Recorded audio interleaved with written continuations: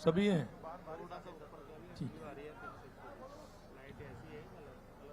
बोलिए भारत माता की। अरे ऐसे थोड़ी होता है। गांव का नाम है बीड़ा, और जब बीड़ा उठा ही लिया तो पूरी ताकत के साथ बोलिए। झाड़ोल विधानसभा है ना। अरे झाड़ोल विधानसभा की ताकत मुझे पता है कितनी है। बोलिए भारत माता की, भारत माता की, भारत माता की।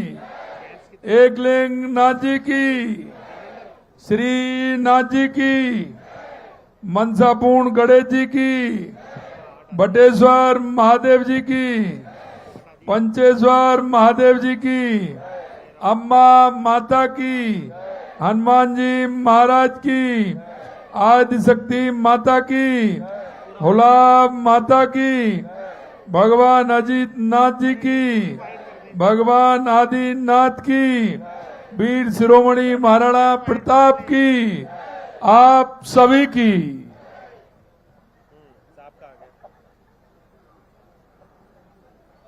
आज के इस झाड़ोल विधानसभा के बीड़ा गांव के रात्रि चौपाल में मंच पर विराजमान आपके अपने ही लोक लाडले विधायक, कैबिनेट में मेरे साथी, जनजाति क्षेत्रीय एवं गृह रक्षा विकास विभाग के मंत्री सम्माननीय बाबूलाल जी खराड़ी साहब, हमारे उदयपुर के लोकप्रिय सांसद मन्नालाल जी रावत साहब, राजस्थान सरकार के मुख्य सचिव श्री बी श्रीनिवास जी, विधायक गोविंदा प्रताप लाल जी, देहात के जिला अध्यक्ष पुष्कर जी तेली,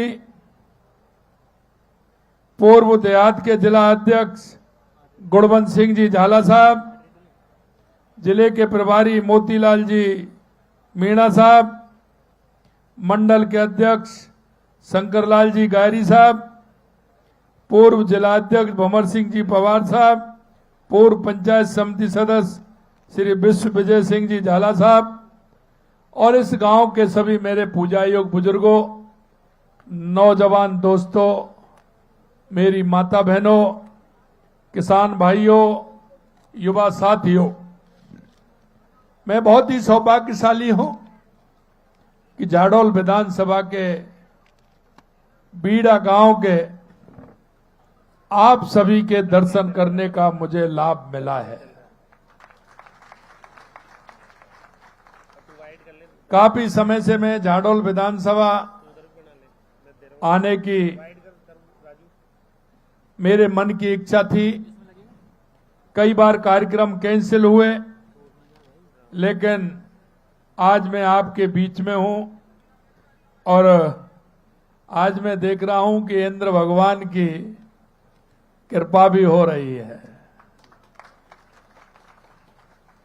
मैं जब जैसे ही उदयपुर एयरपोर्ट पर आया तो बारिश हो रही थी। मैं कार्यक्रम में पहुंचा, वहां से निकला, जैसे ही बारिश प्रारंभ हो गई। जब मैंने हेलीकॉप्टर वाले से बात की और उन्होंने बताया कि साहब बादल पूरी तरह से झुक रहे हैं, हेलीकॉप्टर उड़ नहीं सकता, तो मैंने कहा भली हेलीकॉप्टर उड़े नहीं उड़े, मुझे तो बीड़ा पहुंचना ही पहुंचना है। और मैं देख रहा हूं कि भगवान बंसी वाले की कृपा हो रही है, क्योंकि मित्रों मैं जानता हूं ये क्षेत्र पशुपालन और खेती का क्षेत्र है। ये क्षेत्र में पता है छोटी छोटी जोत वाले किसानों का क्षेत्र है, और जब बारिश होती है तो किसानों का चेहरा खिल जाता है। आज मैं देख रहा हूं कि सभी के चेहरे खिले हुए हैं, क्योंकि मैया तो बरसे भले राम करे सो हो है। यही कहावत है ना हमारी, बारिश अच्छी आती है तो उससे समृद्धि भी आती है। और मैं किसानों के बीच में, हमारी माता बहनों के बीच में, पशुपालकों के बीच में, मजदूर भाइयों के बीच में और मेरे युवा भाई बहनों के बीच में मैं आया हूं, क्योंकि देश के यशस्वी प्रधानमंत्री नरेंद्र मोदी जी कहते हैं कि देश के अंदर 4 जातियां हैं, 4 जातियां हैं। अगर उनका भला होगा तो मेरे गांव का भला होगा, मेरी तहसील का भला होगा, मेरी विधानसभा का भला होगा, मेरे जिले का भला होगा, मेरे प्रदेश का भला होगा, मेरे देश का भला होगा। मित्रों, ये हमें समझना होगा, क्योंकि इस वोट की राजनीति ने 70 साल में लोगों को जातियों में विभाजित कर दिया था। वोट की राजनीति ने एक दूसरे के प्रति नाराजगी प्रकट करा दी थी। मैं आपसे यही कहना चाहता हूं, हमारे देश के यशस्वी प्रधानमंत्री नरेंद्र मोदी जी के नेतृत्व में जो उन्होंने 4 जातियां बताई हैं, युवा, महिला, किसान, मजदूर, अगर उनका उत्थान होगा तो हर व्यक्ति का उत्थान होगा, प्रदेश का उत्थान होगा और देश का उत्थान होगा। मैं आज आपके बीच में, कहीं कोई ऐसा नहीं है कि वोट हो उसके लिए मैं आया हूं, कि मैं आपके बीच में लगातार जो मैं ग्राम चौपालों के माध्यम से जा रहा हूं। हम चाहते हैं कि माननीय प्रधानमंत्री जी के नेतृत्व में हमारी महिलाओं का उत्थान कैसे होगा, हमारे किसानों का उत्थान कैसे होगा, हमारा युवा कैसे आगे बढ़ेगा, हमारा वो अंतिम पायदान पर खड़ा हुआ मजदूर हमारा कैसे आगे बढ़ेगा। हम इसलिए हमारी ग्राम चौपाल के माध्यम से हम जनता के बीच में जाते हैं। कई लोग सोचते हैं कि हम बड़े बड़े पदों पर बैठे हैं, बड़े बड़े पदों पर बैठे हम सारी बातों को जानते हैं, लेकिन मैं एक किसान और किसान का बेटा होने के नाते मैं इतना बता सकता हूं कि मेरे किसान से ज्यादा, मजदूर से ज्यादा, मेरी गांव की महिला से ज्यादा, मेरे गांव के युवा से ज्यादा कोई नहीं जानता है, क्यों वो दिन रात उन सारी चीजों को देखता है और वो भुगतता है। और इसीलिए हमने बजट के समय पर महिलाओं का दल अलग बुलाया कि महिलाओं के लिए हमें क्या करना चाहिए, युवाओं का दल अलग बुलाया कि युवा हमसे, हमारी सरकार से क्या चाहता है, किसानों को अलग बुलाया कि किसान हमसे क्या चाहता है, किसान कैसे समृद्धि की ओर बढ़ेगा। उन्होंने हमको सुझाव दिए। इसी तरह हमने हमारे मजदूरों को, पशुपालकों को, सभी को हमने बुला करके बजट में उनके प्रावधान लिए और उन्होंने जो बताए, उन्होंने जो सुझाव दिए, हमने उनको बजट में शामिल करते हुए जनता के सामने रखा और उसका बजट भी हमने दिया है। राजनीति ऐसे ही नहीं करते। देश के यशस्वी प्रधानमंत्री नरेंद्र मोदी जी के नेतृत्व में आपने देखा है कि मोदी जी जो कहते हैं वो करके दिखाते हैं। मोदी है तो यही मैं आपसे कहना चाहता हूं मेरे भाई और बहनों। और मैं आपको यह भी याद दिलाना चाहता हूं, 2.5 साल पहले जब आपने हमारी सरकार को चुना था, हमारी पार्टी के लोगों ने जो आपसे वायदा किया था, हमारी सरकार आने के बाद हम एक एक वायदे को पूरा कर रहे हैं, एक एक वायदे को पूरा कर रहे हैं। आज मेरा ये संवाद, वैसे मैं ग्राम चौपाल में अलग तरह से करता हूं, लेकिन बारिश का मौसम है, एक साथ सब आए हैं, तो मेरे को विषय बार एक बार मैं आपसे सभी से संवाद करूंगा। पहले मैं माता बहनों से संवाद करता हूं, उसके बाद किसान और पशुपालकों से संवाद करता हूं, उसके बाद में मेरे युवा भाई बहनों से संवाद करता हूं, क्योंकि उनके मन की बात अगर हमारे पास आती है तो हमारी सरकार पूरी तरह से कोशिश करती है कि हमारे उन कामों को हम पूरा करें। और आपसे मैं कहना चाहता हूं मेरे भाइयों, मेरे सामने माता बहनें बैठी हैं, मैं आप सभी को प्रणाम करता हूं, आप सभी को मैं नमन करता हूं। क्यों? हमारी संस्कृति में हमारी माता बहनों को सबसे पहले रखा है।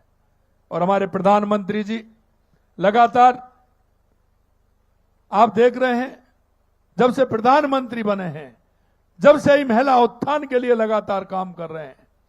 मैं आपके बीच में हमारी बहनें हैं, उनके मुंह से मैं आपको सुनवाऊंगा कि उनकी क्या स्थिति थी, उनके जीवन में बदलाव कैसे आया है, उनके जीवन में खुशहाली कैसे आई है। और जो बहनें हमारी सुनेंगी आपके माध्यम से, राजस्थान की हमारी सभी बहनें सुनेंगी, मैं उन सभी से आग्रह करूंगा कि माता बहनों आगे निकलो। चाहे हमारी केंद्र की सरकार हो, राज्य की सरकार हो, हमारी माता बहनों के लिए, किसानों के लिए, मजदूरों के लिए, युवाओं के लिए तत्परता से खड़ी है, आपके उत्थान के लिए, आपके विकास के लिए। भाइयों, आपने देखा होगा 2014 में हमारी सरकार बनी थी, केंद्र में प्रधानमंत्री जी के नेतृत्व में, और माननीय प्रधानमंत्री जी ने लगातार, आप सब देख सकते हैं कि सबसे पहले उन्होंने महिला उत्थान के लिए काम किया। सबसे पहले उन्होंने, आपने देखा होगा कि अगर देश के अंदर महिला और पुरुष लिंग अनुपात में कितनी कमी हो गई थी, महिलाओं की संख्या कम हो गई थी, पुरुषों की संख्या ज्यादा थी। उन्होंने बेटी बचाओ बेटी पढ़ाओ का नारा दिया कि नहीं दिया? सबसे पहले दिया कि नहीं दिया? क्या 70 साल में किसी ने सोचा था कि हमारा ये लिंग अनुपात कम हो रहा है, इससे सामाजिक बुराई पैदा होती है, समाज में विसंगतियां पैदा होती है? किसी ने ध्यान दिया क्या? अगर ये ध्यान दिया तो देश के यशस्वी प्रधानमंत्री नरेंद्र मोदी जी ने दिया। और आज हम कह सकते हैं कि वो संख्या हमारी लगभग बराबर आ गई है, महिला और पुरुषों की संख्या बराबर आ गई है। हमारी माता बहनों के जो अनुपात में कमी थी वो धीरे धीरे प्रधानमंत्री जी के नेतृत्व में लगभग बराबर वो आ गई है।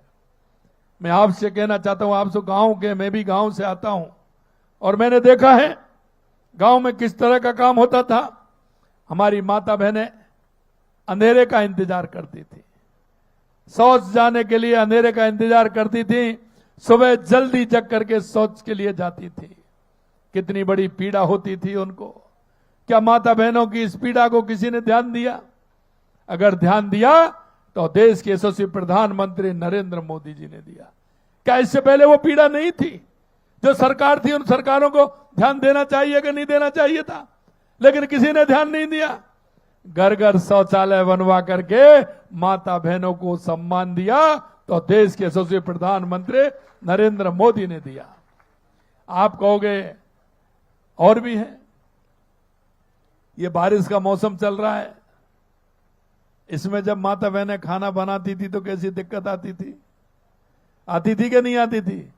ईंधन को लाते थे कहीं से, जंगल से बीन करके, और सबसे सुरक्षित जगह में रखते थे, नहीं रखते थे?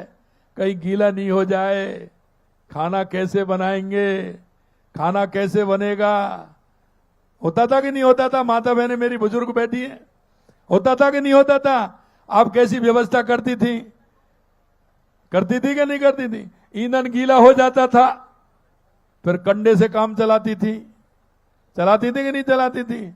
कभी कभी तो ऐसा होता था कि ईंधन गीला हो जाता था, अब चपाती नहीं बन पाती थी, चूल्हा नहीं जल पाता था, तो कंडा में लगा करके और वो बाटी बनाती थी कि नहीं बनाती थी? उसी को खाती थी कि नहीं खाती? इतना काम होता था। और अगर चूल्हा जला भी लेती थी तो फूंक देते कितनी परेशानी आती थी। वो फूकनी में फूंक देते थे, फूकनी बोलते हैं ना, क्या बोलते हैं तुम्हारे यहां? है घूंगरी है तो फूकड़ी,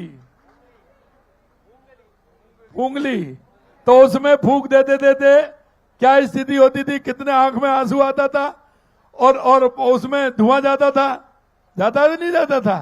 तो इससे मुक्ति किसने दिलाई? किसने दिलाई? किसने दिलाई? तो गैस का सिलेंडर देके इसकी अगर मुक्ति दिलाई तो प्रधानमंत्री जी ने दिलाई।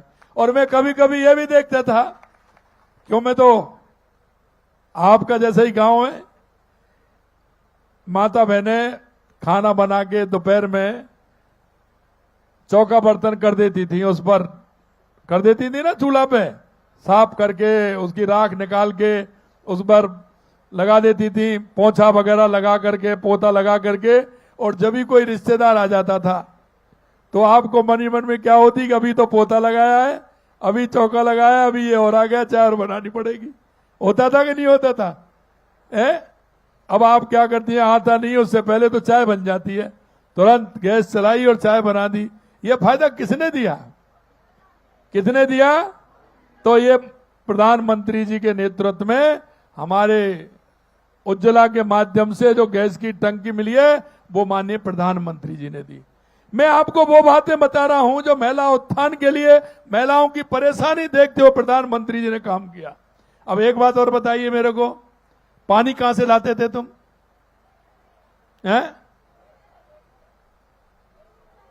कुएं से लाते थे ना? कुएं से और वहां से पानी लाते कि नहीं लाते? और सिर पर कितने मटके होते थे? कम से कम थे 2 तो। अगर कोई ज्यादा परिवार वाला होता था तो किसी बहन से कहते थे एक और रख दे मेरे ऊपर। 3 लाते थे कि नहीं लाते थे? 3 लाते थे ना? तो और कोई बड़ा परिवार होता था तो एक बहन तो उसी में लगी रहती थी, पानी लाने में परेशानी होती थी ना। अब घर घर नल लगवा करके ये काम फायदा किसने दिया है? ये किसने किया? ये किसने किया? किया कि नहीं किया? प्रधानमंत्री जी ने। अब माता बहनों में आपसे यही कहना चाहता हूं, और अब भी लगातार प्रधानमंत्री जी माता बहनों की चिंता करते हैं। अभी आपने देखा हमारी बहनें हैं बैठी हैं, इनकी साइकिल कौन देता है? छोटी बेटियों को 10वीं तक को साइकिल कौन देता है? मोदी जी देते हैं। 12वीं कर लेते हैं तो स्कूटी कौन देता है? अगर उनकी पढ़ाई का फीस कौन देता है? उनकी पढ़ाई की किताब कौन देता है? अब बताइए। अभी तो कल मैंने 250 करोड़ रुपए 40 लाख विद्यार्थियों को कल ही ड्रेस के लिए डीबीटी की है जो उनके खाते में पहुंच गई। अब ड्रेस भी मोदी जी देते हैं। अब आप माता बहनों बताओ मेरे लिए कि कितना काम माननीय प्रधानमंत्री जी ने माता बहनों के लिए किया है। अब आइए, इलाज फ्री होता है। और अभी आप देख लिए जो गर्भवती माता बहनें हैं उनके लिए मां बाबूचर योजना के माध्यम से अगर किसी माता गर्भवती बहन को अगर किसी तरह की पीड़ा, दर्द होता है, कोई परेशानी होती है तो तुरंत पहले क्या है, हम जानते हैं साहब, गरीबी बहुत बुरी होती है। जब बीमार हो जाती थी तो आवश्यकता 1500 रुपए की पड़ती थी। 1500 भी नहीं होते हैं गरीब परिवार में, तो वो 1 दिन और 2 दिन अगर रुक जाती थी तो उसकी बीमारी बढ़ जाती थी। आज जैसे ही दिक्कत हो, मां बाबूचर योजना के माध्यम से तुरंत सोनोग्राफी होगी, जांच होगी, तुरंत दवाई मिलेगी और तुरंत उसका इलाज होगा। ये कौन कर रहा है? माननीय प्रधानमंत्री जी के नेतृत्व में मां बाबूचर योजना का काम हो रहा है। ये मैंने आपको वो काम बताए हैं जो माता बहनों के उत्थान के लिए, उनके विकास के लिए माननीय प्रधानमंत्री जी लगातार हमारी ये डबल इंजन की सरकार काम कर रही है। आपकी शिक्षा फ्री, आपकी चिकित्सा फ्री। अब आप देखिए, अब एक बात बताइए, आपके कितनी बहनों के पास जो, क्योंकि हमारा किसान का और पशुपालन का काम होता है, तो गाय भैंस किसके पास है? हाथ खड़ा करेंगे। यहां तो सभी के पास है, अधिकतर के पास गाय भैंस है। और गाय भैंसों की कौन करता है? कौन करता है? हाथ खड़ा करो जो माता बहनें करती हैं वो। हाँ, मुझे पता है, मैं जानता हूं। गाय भैंसों की सेवा, रिश्तेदार आने वाले नातेदार रिश्तेदार की सेवा, बच्चों की तैयार करना, उनको स्कूल भेजना, खाना भी बनाना और जरूरत पड़े तो खेत में भी साथ जाना, खेत का काम भी करना और पशुओं को भी संभालना। ये करते हैं कि नहीं करते हैं? और पशुओं की करते भी हैं, दूध भी निकालते हैं और उनको चाय पीने के लिए देते हैं। अब आपको चाय मिलती है कि नहीं मिलती है भाई? कौन देता है चाय आपको? कौन देता है? यही देती है ना माता बहनें, बना करके देती है। मुझे पता है सबसे बाद में सोती हैं और सबसे पहले जगती हैं। जगती है कि नहीं जगती हैं?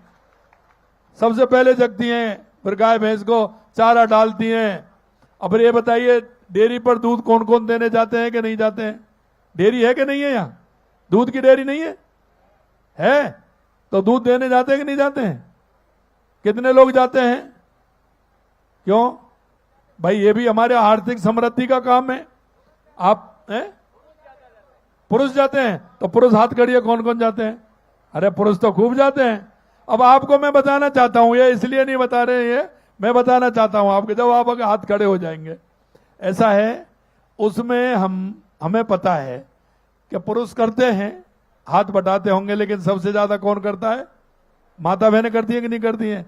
तो उस डेयरी पर जब आप गाय भैंस का दूध निकाल करके देने जाते हैं, पुरुष जाते हैं, जब आप जाती हैं, तो 5 रुपए लीटर अनुदान हम देते हैं उसमें। 5 रुपए लीटर देते हैं उसमें। 5 रुपए लीटर हमारा, इसलिए माता बहनों से कहता हूं 5 रुपए के हिसाब से पहले निकाल लिया करो, वो आपको मिलता है। भैया आप ऐसा मत किया करो, 5 रुपए उनको दिया करो। ये माता बहनों के लिए दिन भर काम करती हैं और उसको भी आप नहीं देते हैं। देंगे ना? हाँ, ये भी करते हैं। मेरी माता बहनों, आप देखिए, आप सभी जो हमारी बुजुर्ग माएं, लगातार उनको पेंशन मिल रही है कि नहीं मिल रही है? उनके खाते में लगातार पेंशन आ रही है। मैं आपसे यही कहना चाहता हूं कि माता बहनों के उत्थान के लिए माननीय प्रधानमंत्री जी के नेतृत्व में पूरे देश में जिस तरह से काम हो रहा है, मेरी माताओं, मैं आपसे यही कहना चाहता हूं कि हमें दूसरे काम भी करने चाहिए। राजीविका के माध्यम से हमारे 21.5 लाख माता बहनों की ट्रेनिंग हो गई। 19.5 लाख माता बहनें हमारी राजीविका से जुड़ी हुई हैं। 19.5 लाख राजस्थान के अंदर माता बहनें जुड़ी हुई हैं। हम चाहते हैं इनकी संख्या और बढ़े, जिससे कि उनका उत्थान हो। और मैं उनके बारे में मैं नहीं कहूंगा, मैं, मेरी माता बहनें बैठी हैं आगे जो राजीविका में काम करती हैं, मैं उनसे ही, उनकी ही जबानी। इसी तरह किसानों में किसान मेरे बेटे हैं, किसानों के माध्यम से मैं बताऊंगा आपको कि हमारी सरकार के माध्यम से कितना हम लाभ दे रहे हैं। लगातार हमारी सरकार हमारे किसान, युवा, मजदूर और माता बहनों के लिए काम कर रही है। अब मैं बहुत सारी योजनाएं ऐसी, बहुत सारी योजनाएं अगर मैं बताऊंगा माता बहनों की, बहुत सारी योजनाएं आपने देखा है कि लगातार हमारे ड्रोन दीदी, कृषि दीदी, पशु दीदी, वो आएंगी, उसमें जो मैं उनको बताऊंगा। मेरा आग्रह है कि मां हमारे राजीविका की बहनें हैं, उनके मुंह से हम कुछ बातें उनकी सुनेंगे, जो उनके जीवन में जो बदलाव हुआ है, उनकी किस तरह से उनकी आर्थिक स्थिति बदली और आज वो काम कर रही हैं। एक बार लगाइए भैया माता बहनों को, और मेरे को सूची बताइए।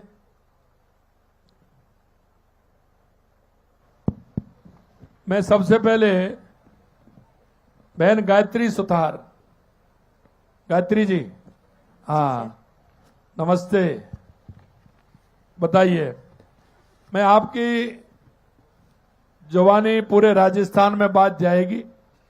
आपके जीवन में क्या बदलाव आया? आप बीसी सखी हैं, डाटा एंट्री सखी हैं, दिव्यांग सखी हैं। मैं आपसे कहूंगा कि आपके जीवन में जो राजीविका में आने से पहले क्या था और उसके बाद क्या है, आप मेरे को बताएंगे। मंच पर विराजमान मुख्यमंत्री महोदय, मैं मेरी मेवाड़ की धरती पे आपका, मेरी तरफ से, मेरे राजीविका परिवार की तरफ से, जिला प्रशासन यहाँ पे है, उन सभी की तरफ से मैं आपका हार्दिक स्वागत एवं अभिनंदन करती हूँ। मेरा नाम गायत्री सुथार है, मैं जाडोल से ही हूँ सर। मैं गुजरात से हूँ सर, मेरी शादी यहाँ हुई है। मैं भिलोड़ा से हूँ सर। बहुत अच्छा, देखिए दोनों राज्यों का मिलन हो रहा है। जी सर। अब तो आप यही की हो गई, जब शादी यहाँ हो गई। जी तो। सर, मैं भिलोड़ा से थी, अब मेरी शादी गोदाना में हो गई है सर।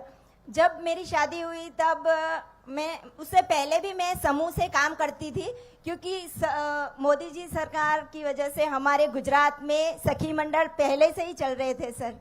तो वहाँ मैंने मेरी बहनों से मतलब बहुत सारा काम मैंने उनके साथ भी किया, और यहाँ आके मैं 3 साल तक बैठी रही थी सर।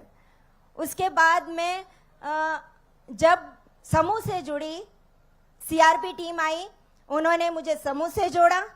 फिर मुझे लिखने का काम, मैंने एमए कर रखी थी तो मुझे लिखने का काम भी दिया उन्होंने। लिखने का काम देने के बाद वीओए का काम भी दिया। मेरे बीके की ट्रेनिंग तो मेरे पहले से थी और वीओए की ट्रेनिंग मैंने ली। उसके बाद मैंने समूह जोड़े। मेरे गांव में 4 समूह ही थे, अभी मैंने 35 समूह है टोटल मेरे गांव में। उसके बाद समूह में लिखने का काम तो कर ही थी, उसके साथ भी मैं पार्लर का भी करती थी सर। तो साथ साथ पार्लर का भी, हमारी महिलाओं को सजने का भी बहुत शौक होता है सर, तो उनको सजाने का काम भी करती थी।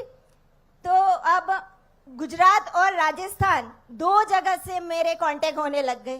तो मैं पार्लर का करते करते मैं जो ऑनलाइन का काम है, ऑनलाइन का जो सारा काम कपड़ों का करती थी, डिजिटल मार्केटिंग का, तो उसमें मेरे गुजरात और राजस्थान दोनों की तरफ से लोग आने लगी, तो मैंने उसमें भी मेरे इनकम होने लगी थी।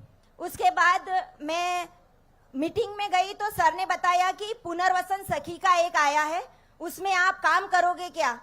मैंने कहा सर मुझे दिव्यांग सखी का कोई नॉलेज नहीं है, पर कैसे करूंगी मैं काम? तो सर ने बोला आपको ट्रेनिंग दी जाएगी, आपको जयपुर भेजा जाएगा।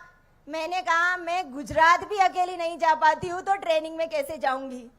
फिर सर ने बोला नहीं, आपके साथ और भी महिलाएं जाएंगी, तो जयपुर जाके ट्रेनिंग करके आ जाओ, फिर आके काम करना है, अगर समझ में आए तो काम करना है, नहीं तो नहीं करना है।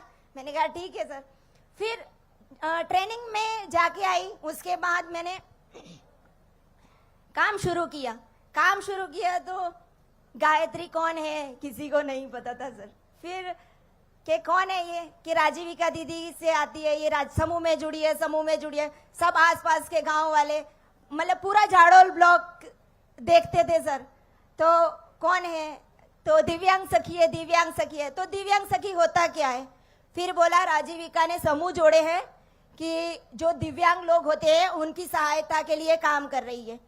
तो ठीक है। फिर हमारे सारे जो विभाग थे वो हम उनके साथ हम काम करने लगे। आंगनवाड़ी है, जो चिकित्सा विभाग है, उनके सबके कांटेक्ट नंबर हमने ले रखे। अब जब भी काम होता तो वो कौन है, वो राजीविका दीदी वाली है ना, वो मेडिकल बना देगी आपका। हाँ, वो राजीविका दीदी वाली गायत्री दीदी है, वो आपका बस पास बना देगी। ऐसे करके हमने, हमारे जो दिव्यांग लोग थे उनके हमने 150 समूह यहाँ पे बनाए थे। 150 समूह बनाने के बाद उसके बाद फिर प्रोजेक्ट पूरा हो गया सर। अब क्या करें? अब सर्टिफिकेट सारे उधर के थे, तो RSCIT करनी थी, क्योंकि जो डेटा सखी का काम था उसके लिए डेटा ऑपरेटर का काम होता है। अब वो ही नहीं आएगा तो कैसे काम करोगे? फिर डेटा एंट्री का मैंने सीखा RSCIT से। उसके बाद मैंने मेरा जो भी आधार कार्ड वगैरह थे वो सारे चेंज करवा के और मैंने यहाँ के बनवाए। मूल निवास भी बनवाना पड़ा क्योंकि मैं गुजरात से थी, तो मूल निवास जरूरी है सर। उसके बाद मैंने डेटा सखी का काम किया सर। मैं डेटा सखी के काम से सारा पूरे ब्लॉक का मेरे पे काम, मतलब सर देते थे कि आप अच्छा काम करते हो दीदी, तो आप काम कर लो। तो मुझे MT भी बना दिया। MT बनाने के बाद आज मैं इतना मतलब आराम से रहती हूँ, सब महिलाओं के साथ भी जाती हूँ, बहुत कुछ बताना भी है। और आज इंद्रदेव भी, मतलब बारिश भी इतनी अच्छी सी हो रही है, महिलाएं भी आज आके बैठी है, और मैं आज यहाँ आई हूँ ना, मैं सच में बहुत खुश हूँ सर। मुझे इतनी खुशी हो रही है ना। मैं मोदी जी को भी मिलने गई थी, उस टाइम मुझे मिलने का मौका नहीं मिला था, बट यहाँ पे आई आज आपको मिलने का मौका मिल रहा है, वो हमारे राजीविका की देन है, क्योंकि राजीविका में जुड़ने से मैं आज आपके सामने यहाँ बैठी हूँ। आज मैं लखपति दीदी कहलाती हूँ। सब बोलते हैं हाँ ये पता नहीं कितना पैसा कमाती है, इतना कहाँ से लाती है। हाँ, हमारे मोदी जी ने इतनी सुविधाएं दे रखी है हमको कि हमको कहीं पैसा भी खर्च नहीं करना पड़ता है, क्योंकि बटन दबाया और गैस चालू, लेके आओ, बस खाना बनाओ और फ्री। फिर कहीं भी काम पे जाना है जा सकते हो। बाकी चूल्हा जलाना पड़ता तो दिक्कत होती थी सर, क्योंकि घंटा 1.5 घंटा तो चूल्हा जलाने में ही हो जाता था सर। आज मैं मेरे खुद का जो अटल पेंशन है वो भी मैंने करवा के रखा है, क्योंकि सर अभी तो हाथ पैर चल रहे हैं, फिर पता नहीं तो मैंने मेरा अटल पेंशन भी करवा रखा है, मैंने मेरा बीमा भी करवा रखा है। और मेरी जो महिलाएं हैं उनके साथ में मैं बीसी सखी का भी काम करती हूँ सर। आज मैं जयपुर जाती हूँ, 100 महिलाओं को अकेली लेके चली जाती हूँ सर। पहले एक टाइम था मैं खुद अकेली जाने में डरती थी, आज मैं सभी महिलाओं को साथ में लेके, हमारे सर बोलते हैं गायत्री दीदी को बोल दो, वो सबको लेके चली जाएगी, संभाल लेगी सबको। अभी आप कितना कमा लेती हो, कितना आपका महीने में कमा लेती हो, ये बताओ, जिससे कि भाइयों को बहनों को पता लगे। सर बताऊंगी तो सर मेरे इनकम है 8,000, तो मेरे सर मैं अभी मैनेजर पे कार्य कर रही हूँ सर, क्योंकि मेरा काम अच्छा था तो मुझे मैनेजर की पोस्ट दी है अभी। और उसके बाद मैं बीमा सखी का भी काम करती हूँ, जो फ्री टाइम में रहता है मेरा, तो उसमें से मेरे 7,000 रुपये बन जाते हैं सर। और मैं ऑनलाइन का मेरी दीदियों से संपर्क रहता है, तो साड़ी वगैरह बेचना करना 4-5 हज़ार रुपये उसमें हो जाते हैं। और पार्ट टाइम में पार्लर का भी है घर पे, तो संडे को महिलाओं को बोलती हूँ संडे को मैं फ्री हूँ, आप आ जाओ, फेशियल फ्लेक्स जो भी करवाना है। इनका सबका कितना पड़ जाता है महीने में आपका, ये बताइए ना सर। 20 से 22 हज़ार रुपये आराम से मैं लेती हूँ सर। बहुत अच्छा, बहुत अच्छा। देखिए, आपने जो काम प्रारंभ किया उससे पहले आपको क्या परेशानी थी, और आपने उन परेशानियों का इसमें आकर के कौन कौन सी ऐसी परेशानी थी जिनको आपने झेला था, वो भी एक बार बहनों को बताइए, क्योंकि सभी की झिझक होती है। तो एक बार वो भी बताइए, आपके जीवन में पहले क्या था और अब क्या बदलाव हुआ है, ये बताइए। जी सर, परेशानी तो क्योंकि पढ़े लिखे हैं घर में भी, बट परेशानी में आना जाना मेरे बहुत ज़्यादा दिक्कत रहता था, क्योंकि कहीं अकेला आना जाना। अब हस्बैंड साहब छोड़ने आते थे तो वहाँ उतरो, वहाँ से पापा छोड़ने आते थे तो यहाँ आओ, बाकी बीच में फ़ोन हो तो बात करो, नहीं तो दिक्कत ही रहती थी। आज राजीविका से मुझे इतनी हिम्मत मिली है कि मैं अकेली कहीं भी आना जाना हो, किसी से भी लड़ना, क्योंकि सुरक्षा सखी भी की ट्रेनिंग ली है मैंने मार्शल आर्ट का भी थोड़ा सा सिखाया था कुछ, तो उस वजह से हम सशक्त हैं और डरते नहीं है सर किसी से। आज इतनी हिम्मत है। बहुत अच्छा गायत्री जी, बहुत अच्छा। जी सर, सभी का मैं बहुत बहुत धन्यवाद करती हूँ कि आज मुझे यहाँ पे बोलने का मौका मिला। और सभी यहाँ पे जो प्रशासन आया हुआ है उन सभी की तरफ से और मेरे राजीविका दीदियों की तरफ से आपको बहुत बहुत धन्यवाद देना चाहती हूँ सर।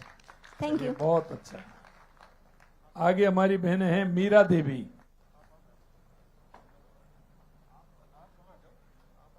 मीरा देवी,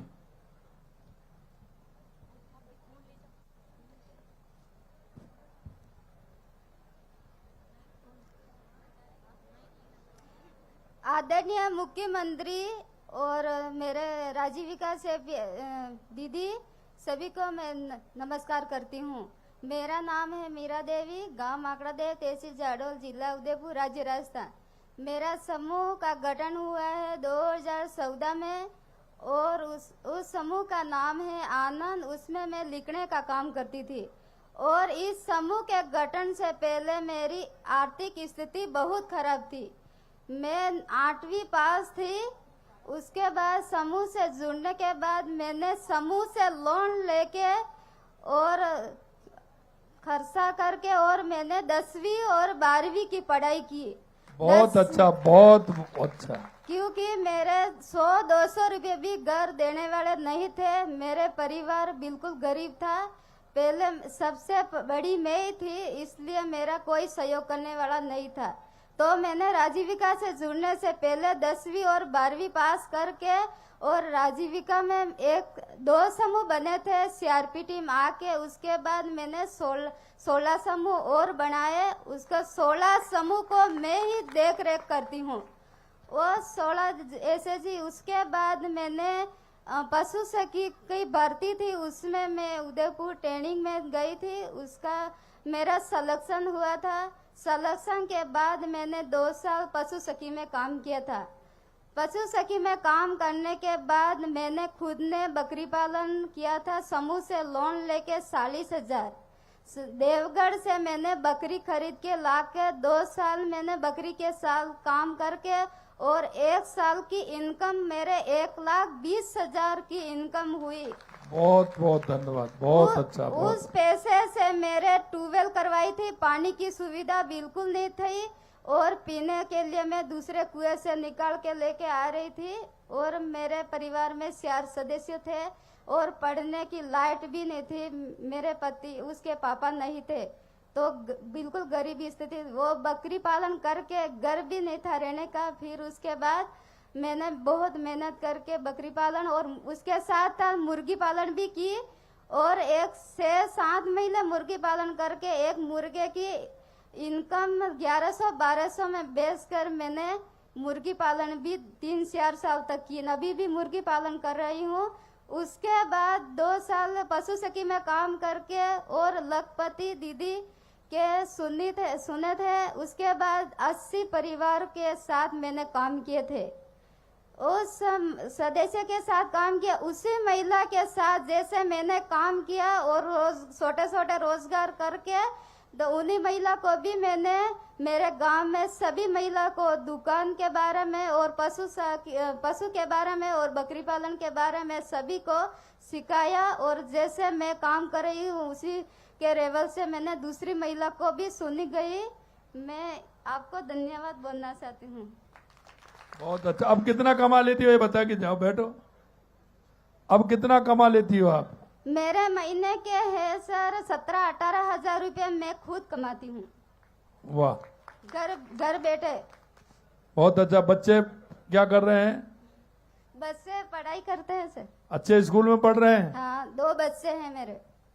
बढ़िया पढ़ाई कर रहे हैं? हाँ, एक आंटी में है और एक सोती में है। बहुत अच्छा। अब आप देखिए, मैं आपके यहाँ की बहनें हैं मित्रों, आप देख रहे हैं। बहन कह रही थी कि मेरे जीवन में कुछ नहीं था, मैं उस गरीबी से निकल करके आई हूं। और सबसे बड़ी बात देखिए कि वो 80 बहनों को साथ लेकर के इस राजीविका से जोड़ करके उनकी आर्थिक स्थिति मजबूत कर रही है। भाइयों, हम जीवन जीते हैं लेकिन अपने लिए। इस बहन की ताकत देखिए, इन बहनों की ताकत के खुद कर रही हैं लेकिन और बहनों को साथ लेकर के उनके जीवन में भी उजाला लाने का काम कर रही हैं। मैं ऐसी बहनों को धन्यवाद देता हूं। बहुत बहुत धन्यवाद आप सबको बहनों। Thank you sir. धन्यवाद मीरा जी। अब अगली बहन हमारी है रेखा मेघवाल।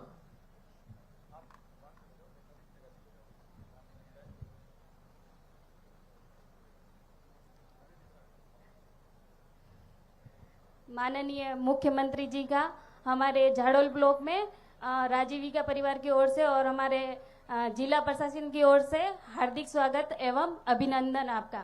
मेरा नाम रेखा मेघवाल है और मैं 2018 में मैं समूह में जुड़ी थी।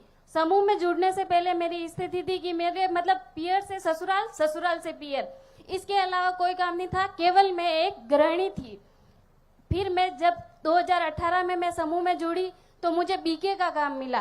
बीके का काम भी जैसे काम मिलते ही मैंने फ्री में काम किया, क्योंकि जुड़ते ही तो पैसे मिले ही नहीं। जब हमारे 3 महीने बाद T1 का पैसा आया तो मुझे 100 रुपए मिलने लगे।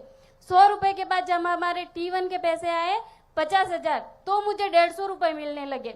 फिर मैंने बैंक से पता किया, फिर हमने बैंक लोन करवाया। उसके बाद मुझे समूह में 200 रुपए मिलने लगे। फिर मैंने एक्टिव वुमन की ट्रेनिंग की 7 दिन की खेरवाड़ा में, फिर उसमें मुझे 2250 रुपए मिलने लगे। जैसे जैसे पैसे मिलने लगे तो लालच भी बढ़ता रहा कि और भी बड़ा काम करना है मुझे। फिर मैंने जब हमारे राष्ट्रीय लक्ष्य CLF में हमारे वैकेंसी निकली तो उसमें मैंने क्लस्टर कोऑर्डिनेटर का फॉर्म भरा, तो उसमें मैं सिलेक्ट हुई और 1 महीने का मॉक ग्राउंड मैंने खेरवाड़ा में किया, जबकि मैं एक दिन भी घर से बाहर कभी नहीं जाती थी। तो 1 महीने मैंने अकेली रह के वहां मैंने ट्रेनिंग करी और गांव में आके जब मेरे समूह बने थे, मेरे गांव में 8 ही समूह थे, आज मेरे गांव में 48 समूह हमने बनाए हैं। बहुत अच्छा, बहुत अच्छा।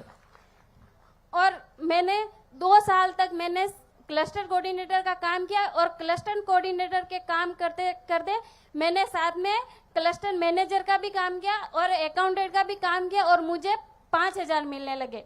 जब मैंने 2-3 साल तक वो काम किया, उसके बाद हमारे प्रधानमंत्री वंदन योजना में हमारे वंदन मैनेजर में मैं लगी, तो अभी मेरी सैलरी 15,000 रुपए है।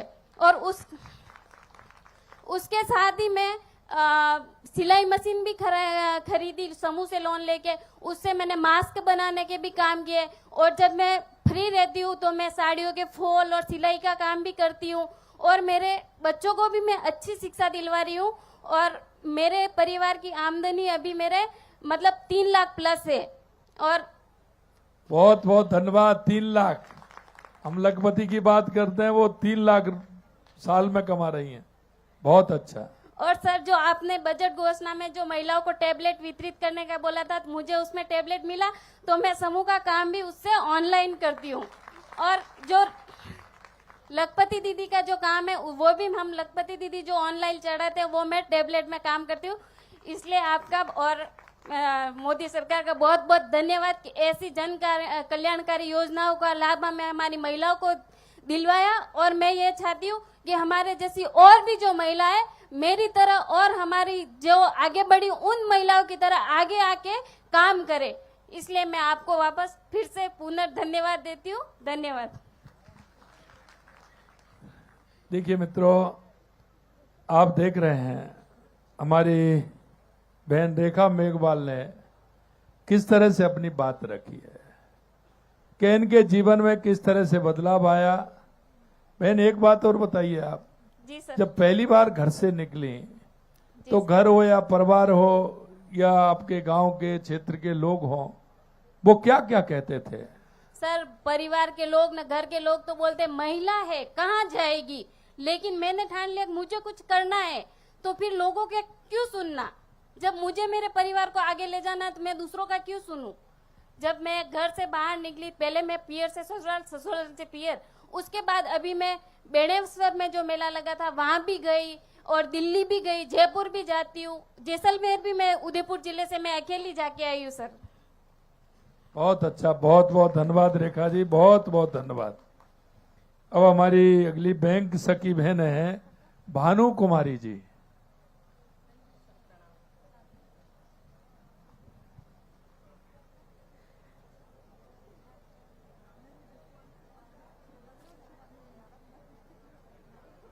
जी, माननीय मुख्यमंत्री साहब में प्रणाम, सम्मानित मंच और हमारे माननीय कैबिनेट मंत्री जी का प्रणाम, और सभी ग्रामवासी और सभी विभाग से पधारे हुए अधिकारी और पुलिस विभाग, जल विभाग और कृषि विभाग, सभी अधिकारियों का स्वागत एवं हार्दिक अभिनंदन करती हूं कि जो हमारे यहाँ पहले मुख्यमंत्री जी हैं, जो आज यहाँ कमलनाथ की धरती पर पधारे हैं, जो आज हम सीधा संवाद कर रहे हैं। सर, हम तो किताबों में ही पढ़ते थे कि मुख्यमंत्री जी ऐसे होते हैं यूं, पर आज हम सामने देख के बात कर रहे हैं कि आज मुख्यमंत्री जी तो हमारे पहले हम आप एक राजीविका से जुड़े तब आपसे बात कर रहे हैं, बाकी हमारे से कोई मुमकिन नहीं था, हम एक 4 दीवारी के अंदर ही रहते थे। और आज सर मेरे जीवन की मैं एक कहानी सुनाती हूँ, क्योंकि सर मैं एक सामान्य गृहिणी थी और मेरे परिवार में, गरीब परिवार में, मेरे पापा जी के मैं 6 बेटियां थी और हमें एक गरीब परिवार में शादी करवा दी। और शादी करने के बाद हमारे 2 बच्चे थे और मैं एक सर घर परिवार चलाना बहुत मुश्किल था सर। मैं 2001 में शादी हुई थी, पर हमारे पास इतना मुमकिन नहीं था कि हम कुछ कर सकें। ना हमारे पास सरकारी नौकरी नहीं, कुछ साधन नहीं थे। तो सर मैंने जब मेरे परिवार में 2 मेरे बच्चे हो गए, उसके बाद मुझे सर खाना पीना बहुत, बच्चों को पढ़ाना चलना बहुत मुश्किल था। तो मैंने सोचा कि अगर नरेगा में मैं काम पे चली जाऊंगी तो मेरा घर का नमक, मिर्ची और लकड़ी, मेरे जो मूलभूत आवश्यकता होगी वो मुझे प्राप्त हो जाएगी। तो सर मेरे घर परिवार में बंदी से थी कि क्यों आप घर परिवार से, मैं क्यों यूं सोचते हैं कि घर की बहुएं बाहर चली जाएगी तो हमारी इज्जत चली जाएगी। तो सर मैंने सोचा कि अगर इज्जत को सोचेंगे तो मैं खाऊंगी क्या। तो सर घर पे तो नमक मिर्ची भी नहीं थी सर, क्योंकि हमने सोचा कि आज मैं अगर आदमी बाहर कमाने चला जाएगा और मेरे 2 बच्चे छोटे छोटे, मैं किसके दूध कहाँ से लाऊंगी, लकड़ी भी नहीं थी सर, और लकड़ियां मैं नरेगा में जा रही थी। तो सर एक सीआरपी टीम आई हुई थी जो ग्राम पंचायत में रुकी हुई थी। तो उन्होंने बोला कि सर आज पंचायत में जो हमारे पियोन बोलते हैं उनको, कि उन्होंने बोला कि भावना वहां पे एक सीआरपी टीम आई हुई है और तू वहां आना। मैंने बोला हमारे नरेगा में जाना पड़ता है और आप हमें बुला दोगे तो हमारी हाजिरी नहीं भरेंगे, और मेरे बच्चे की अब फिर मैं कहाँ से लाऊंगी, कल हफ्ते भर में जो पैसे आएंगे उसमें मेरा खर्च चलता है, और आप यहाँ बिठा दोगे तो मेरा तो काम नहीं चलेगा। मैंने मना कर दिया कि नहीं भावना आना पड़ेगा। तो मैंने कहा तेरी हाजिरी भरवा देंगे पर तू यहाँ बैठ तो जा। मैंने कहा हाँ सर बैठ जाती हूँ मैं। तो सिर्फ सीआरपी से, डूंगरपुर से जो सीआरपी आई थी, उन्होंने बोला कि आप दीदी समूह में जुड़ो। तो मैंने मना कर दिया कि आप समूह में जोड़ोगे तो मेरे घर वाले मना कर देंगे, क्योंकि घर घर नहीं जाने देंगे और कौन समूह में है क्या पता, हमें तो जानकारी नहीं है। तो उन्होंने बोला कि हम आपको पूरी ट्रेनिंग देंगे, समझाएंगे। समझाने के बाद सर उन्होंने पैसों की बात कर दी, मैंने मना कर दिया। मैं कहा सर मेरे पास तो पैसे नहीं है, मैं खुद नरेगा में जाती हूँ, कहाँ से लाऊंगी पैसे। तो उन्होंने बोला कि दीदी आप इतने घबराओ मत। और मैं तो सर वहां उसके ट्रेनिंग लेने के बाद और कागज कॉपी छोड़ के घर आ गई। तो मैंने बोला कि दीदी तो सीधी घर आ गई, कि दीदी के घर पे आ गई। मैंने कहा मेरे घर पे क्यों आए, मेरे ससुराल वाले झगड़ा करेंगे कि तू कहाँ जाके आई, तो ये से बोलेंगे। मैंने कहा आप मेरे घर पे मत आना। तो भी सर वो मेरे दीदी सीआरपी दीदी घर पे आ गई। उन्होंने बोला कि आपको तो समूह में जुड़ना ही पड़ेगा क्योंकि आप अच्छे बोलते हो और आप टैलेंट है। पर मैंने कहा मेरा टैलेंट नहीं चलेगा, मेरे घर वाले मुझे आगे कहीं नहीं जाने देंगे, क्या आपको हम आगे बढ़ाएंगे पर आप चलो तो घरे। उन्होंने बोला कि दीदी, क्योंकि उसने बोला कि आप समूह में जुड़ो। फिर मुझे समूह में मेरा 12 महिलाओं का समूह बनाया सर। उन्होंने बोला कि धीरे धीरे आप उसमें मुझे लिखना सिखाया। सर मैं एक 8वीं पढ़ी महिला थी और उसमें मुझे पढ़ना लिखना सब नहीं आता था सर, और पेन चलाना भी नहीं आता था सर। उसने बोला कि आपको हम लिखना भी सिखा देंगे और आपको इसमें रजिस्टर में क्या क्या लिखते हैं बैठक में वो प्रस्ताव लिख के, और 5 रजिस्टर हमको सिखा देंगे। तो उनका मानदेय देंगे आपको 150 रुपए। तो सर उन्होंने बोला कि 150 रुपए में से आपको 100 रुपए तो समूह में सप्ताह भर में 4 सप्ते में, मतलब महीने के 4 सप्ते होते हैं, उसमें 4 मीटिंगें होती है, तो 25-25 रुपए करके तो आप 100 रुपए इसमें जमा कर देना और 50 रुपए बचेंगे वो आप घर ले जाना। तो सर हर महीने मुझे 50 रुपए बचते थे। तो धीरे धीरे सर मैंने 5-6 महीने अच्छा काम फ्री में करा, पर मुझे रिकॉर्ड लिखना आ गया। और उसके बाद सर एक्टिव वुमन जो सक्रिय महिला होती है उसके रूप में मुझे चुना गया। तो उन्होंने बोला कि दीदी आपको ट्रेनिंग में जाना पड़ेगा। तो सर मेरा बच्चा है जो उसमें 5वीं क्लास में, जैसे मैंने राजीविका में कदम रखा उसी टाइम मेरा बच्चा नवोदय में सिलेक्शन हो गया सर।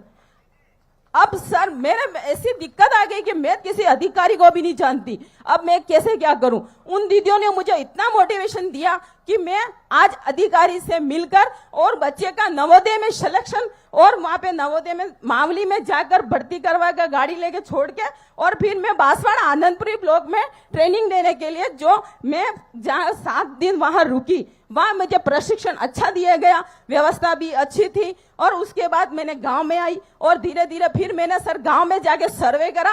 पर मुझे ऐसे बोलते थे, अरे ये क्या बहू काम करेगी, अरे इसको तो कुछ नहीं आता है, अरे ये तो नवरे हैं, ऐसे ऐसे घूमते हैं, कोई समूह नहीं बनेगा, तुम्हारे से पैसे खा जाओगे सर। तो मैंने कहा मैं कोई पैसे नहीं खाऊंगी, क्योंकि सर मैं गरीब परिवार से थी, तो कोई नहीं मेरी सुनता था। तो कहता ये तो ऐसे घूंघट भी नहीं निकालती है। सर मैं जो कलेक्टर साहब द्वारा आज मुझे ब्रांड एम्बेसडर भी घूंघट प्रथा का मुझे अवार्ड मिला हुआ है सर। आज मैं घूंघट प्रथा के विरुद्ध हूँ सर, मैं किसी का घूंघट नहीं निकालती हूँ सर, मैं बस। और आज मैं जो भी है, मैं आज एक राजीविका की वजह से हूं सर, और धीरे धीरे मुझे जो भी सम्मान और मान मिला है वो आज राजीविका की से मिला है। और आज मैं एक बैंक सखी के रूप में पूरे ओगड़ा में जानी जाती हूँ। और कोई भी सर समस्या होती है तो महिला आके मुझे सुनाती है, भावना दीदी मेरा ये काम कर देना।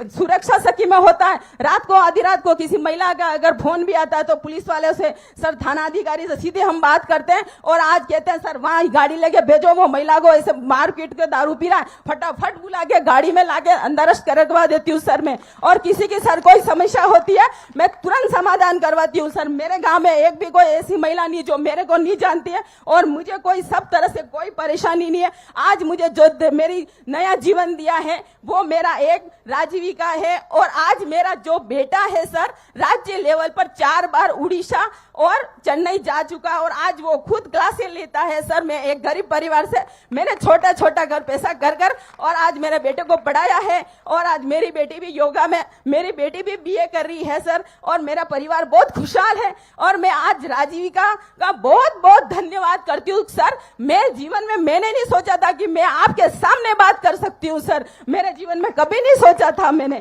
क्योंकि आज सर महिलाओं को बाहर नहीं निकले जाना देता है। क्योंकि महिला यहाँ से जाती तो कहते हैं तुम्हारा आदमी के साथ जाओ, आदमी तो सर साथ साथ नहीं आते। मैं तो आज कहीं भी जा सकती हूँ, आधी रात को खड़ी रहती हूँ, मेरे को कोई बोल नहीं सकता है कि भावना पंडा क्या बात है। अगर मेरे से पीछे मुड़ के देख लिया तो वो सीधा कहाँ पता नहीं, उसका तो पता भी नहीं रहता सर। हमारे आज भी विभाग में, पुलिस विभाग में लगाकर कौन से भी विभाग में मैं खड़ी रह जाती हूँ, मेरा काम तुरंत होता है सर। मैं आज राजीविका का बहुत बहुत धन्यवाद करती हूँ सर। माननीय मुख्यमंत्री जी का हार्दिक स्वागत है, अभिनंदन करती हूँ जो मुझे आज मौका मिला आपसे बोलने का।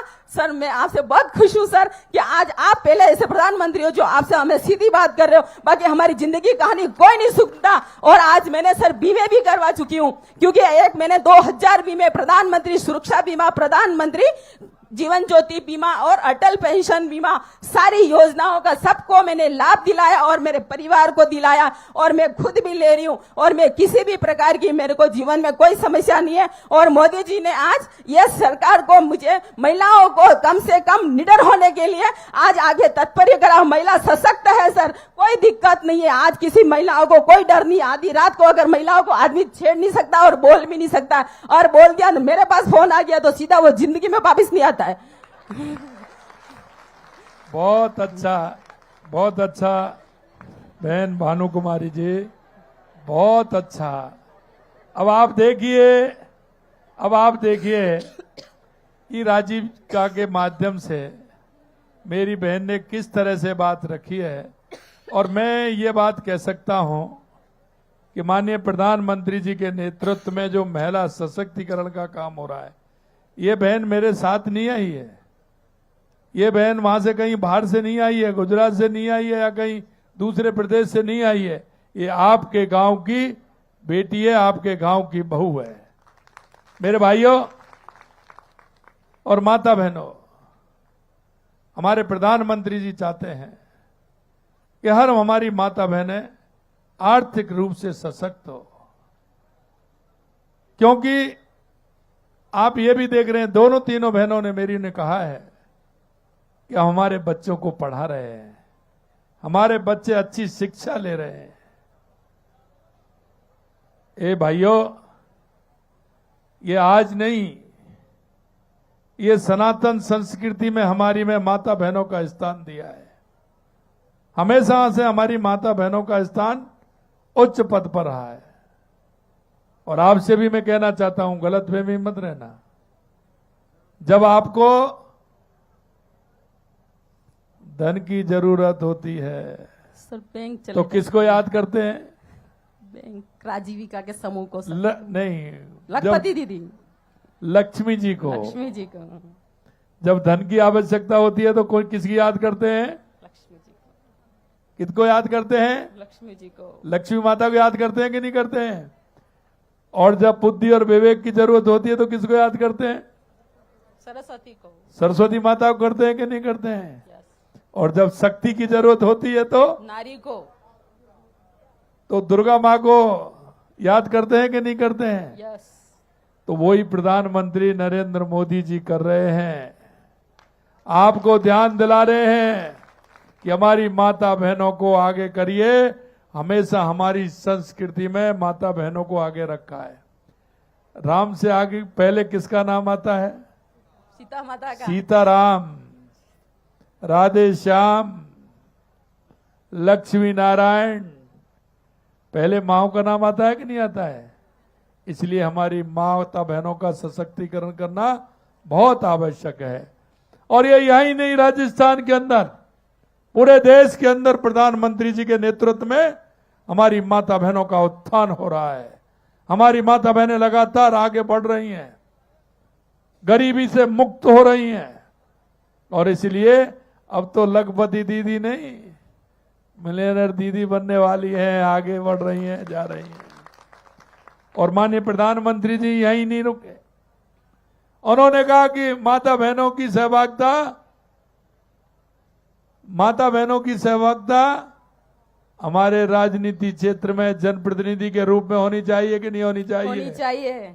बताइए, होनी चाहिए? माता बहनें बताएं। होनी चाहिए। जनप्रतिनिधि के रूप में होनी चाहिए कि नहीं होनी चाहिए? होनी चाहिए सर। तो इसलिए नारी शक्ति बंधन अधिनियम माननीय प्रधानमंत्री जी लेकर के आए थे। इन कांग्रेस के लोगों ने और अन्य पार्टियों ने उसको पास नहीं होने दिया। ये पता है ना आपको? नारी शक्ति बंधन अधिनियम प्रधानमंत्री जी लेकर के आए कि हमारी माता बहनों को 33% आरक्षण मिले, सांसद भी बने और विधायक भी बने। अब बनना चाहती है कि नहीं बनना चाहती? बताइए। यस। अगर हमारी माता बहनें ठीक प्रकार से काम कर रही हैं तो उनको बनना चाहिए। तो माननीय प्रधानमंत्री जी ये भी करना चाहते हैं। अब आप बताइए भानु जी, आप महीने में कितना कमा लेती हैं? सर मैं बैंक सखी से भी लोन करवा देती हूँ, बीमे के भी पैसे मिलते हैं, केवाईसी के भी पैसे मिलते हैं सर।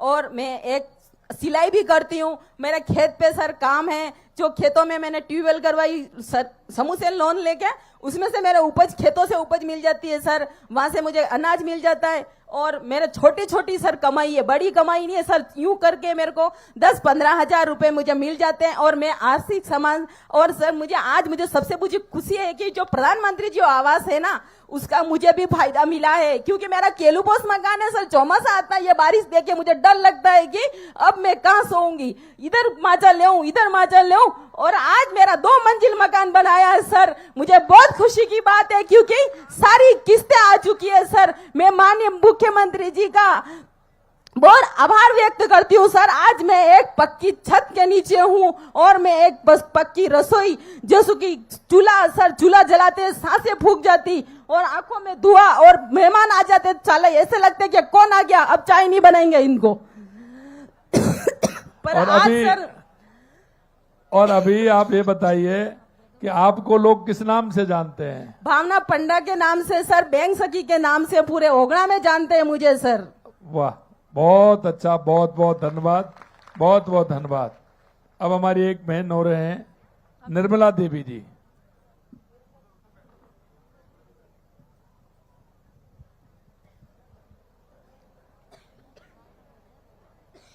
हाँ बहन जी। माननीय मुख्यमंत्री जी, ये मंच पर विराजमान, पंडाल में विराजमान माताएं बहनें और सभी का मैं हार्दिक स्वागत करती हूँ और तल दिल से धन्यवाद करती हूँ। मैं पहले समूह में नहीं जुड़ी, उससे पहले मेरी आर्थिक स्थिति ऐसी थी जो मैं एक घर में साधारण महिला की तरह रहती थी, जैसे मेरे घर का काम करना, चूल्हा चौका का काम करना। फिर मुझे एक सीआरपी दीदी आए और समूह में जोड़ा 2023 में। उसके बाद मैं एक बीके का काम करने लगी, उसमें मैं भी अच्छा रिकॉर्ड लिखती थी। उससे बाद में मुझे एक कृषि सखी के पद पे चुना गया और कृषि सखी का काम करती हूँ। आज जो लोगों को रासायनिक खेती छोड़ के आज जैविक खेती की ओर बढ़ा रही हूँ, जैसे कि वो बहुत अच्छा, बहुत अच्छा। जैसे अन्य प्रकार की बीमारियां है बढ़ रही है, लकवा, शुगर, थायराइड, उनसे वंचित रह सके मेरी माताएं बहनें और भाईजन। ये मैं काम तय दिल से कर रही हूँ ताकि वो उनके बीमारियां नहीं हो आगे से। अब जो हुआ अब वो रासायनिक खेती छोड़ के एक जैविक खेती की ओर बढ़ जाए, ये मैं कर रही हूँ। और फिर एक मतलब मुख्यमंत्री जी की आवास योजना के हिसाब से मुझे एक टैबलेट भी मिला, उसमें भी मतलब एक समूह का रिकॉर्ड जैसे आज करना पड़ता है, तो मैं उसमें भी मतलब ऑनलाइन डेटा चढ़ाना वगैरह ये भी मैं काम खुद करती हूँ। और हमारे मतलब CLA पे भी सब मिलके काम करते हैं उसमें। और फिर मैं जैसे एक लखपति दीदी कहलाती हूँ आज, जो मतलब मेरी आय मतलब महीने की 20,000 से लमसम हो जाती है।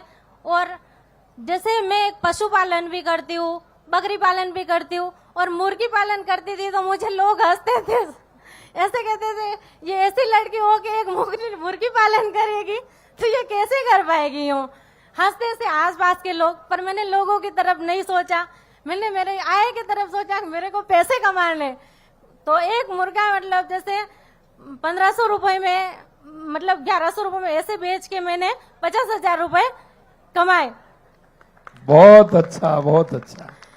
और उससे भी फिर मैंने एक सिलाई मशीन ली, आज सिलाई मशीन का काम करती हूँ, सिलाई में कपड़े सिलती हूँ, आसपास के लोगों के मतलब जैसे घाघरे बनाने वो भी करती हूँ, ब्लाउज बनाने वो भी काम करती हूँ। और अभी मैं ब्यूटी पार्लर का कोर्स भी कर रही हूँ। और जैसे चक्की ली मैंने, आटा चक्की, और आसपास का मैं आटा भी बेचती हूँ और लोगों के जैसे गेहूँ पीसती हूँ, और उससे भी मेरी आय बढ़ती है, जो आज मेरे 2 लाख के आसपास मेरी आय है। और मैं आपको तहे दिल से धन्यवाद करती हूँ, मुझे इतना बोलने का मौका मिला आपके सामने।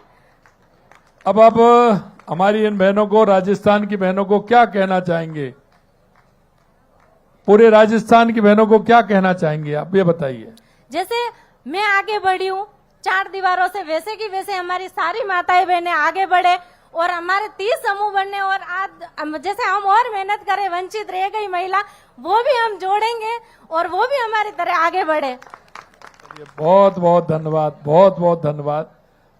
निश्चित रूप से हमारी जो माता बहनों ने बात रखी है, आप देख सकते हैं कि उनके जीवन में किस तरह का बदलाव आया।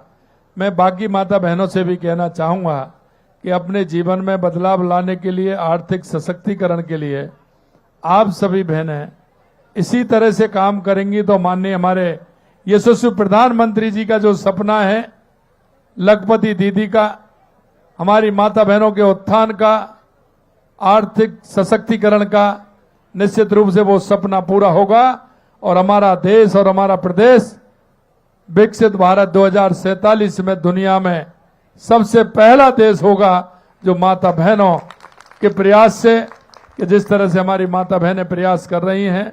हम आर्थिक सशक्तिकरण हमारे लिए आवश्यक है, शिक्षा हमारे लिए बहुत आवश्यक है, इन सारे विषयों को लेकर के चल रही हैं। मैं आपको बहुत बहुत धन्यवाद देता हूं, आपको बहुत बहुत धन्यवाद। आगे अभी हमारे किसान भाई भी इसमें आए हैं, क्योंकि थोड़े से लेट हुए, इसलिए मैं किसान भाइयों से भी आग्रह करूंगा कि हमारे जो किसान भाई हैं, उनके जीवन में जिस तरह से बदलाव आया है, हम समझ सकते हैं कि छोटी जोत है यहाँ, लेकिन उसके बावजूद भी हमें कृषि को कैसे आधुनिक बनाना है, आधुनिक तरीके से खेती करना है, कृत्रिम खेती की ओर जाना है, प्राकृतिक खेती की ओर जाना है। मैं आपसे इतना कहना चाहता हूं मेरे किसान भाइयों कि लगातार मैं देख रहा हूं, ये सभी जगह है, मैं भी देखता हूं, हम भी करते हैं, लगातार हमारी जो धरती माँ है, हमारे पूर्वजों ने जिसको सजो के रखा है, उन्होंने खूब दुख पाए हैं, परेशानियां झेली, लेकिन हमारी धरती माता को, हमारी खेती को खराब नहीं होने दिया। लेकिन आज आप देख रहे हैं कि हम रासायनिक खादों की तरफ बढ़ रहे हैं। पहले हम उसमें 5 किलो डालते थे, आज बढ़कर के 10 किलो, 15 किलो, 20 किलो, 25 किलो हम बढ़ते जा रहे हैं। क्या इसका एंड है? कभी आप बताइए मेरे को।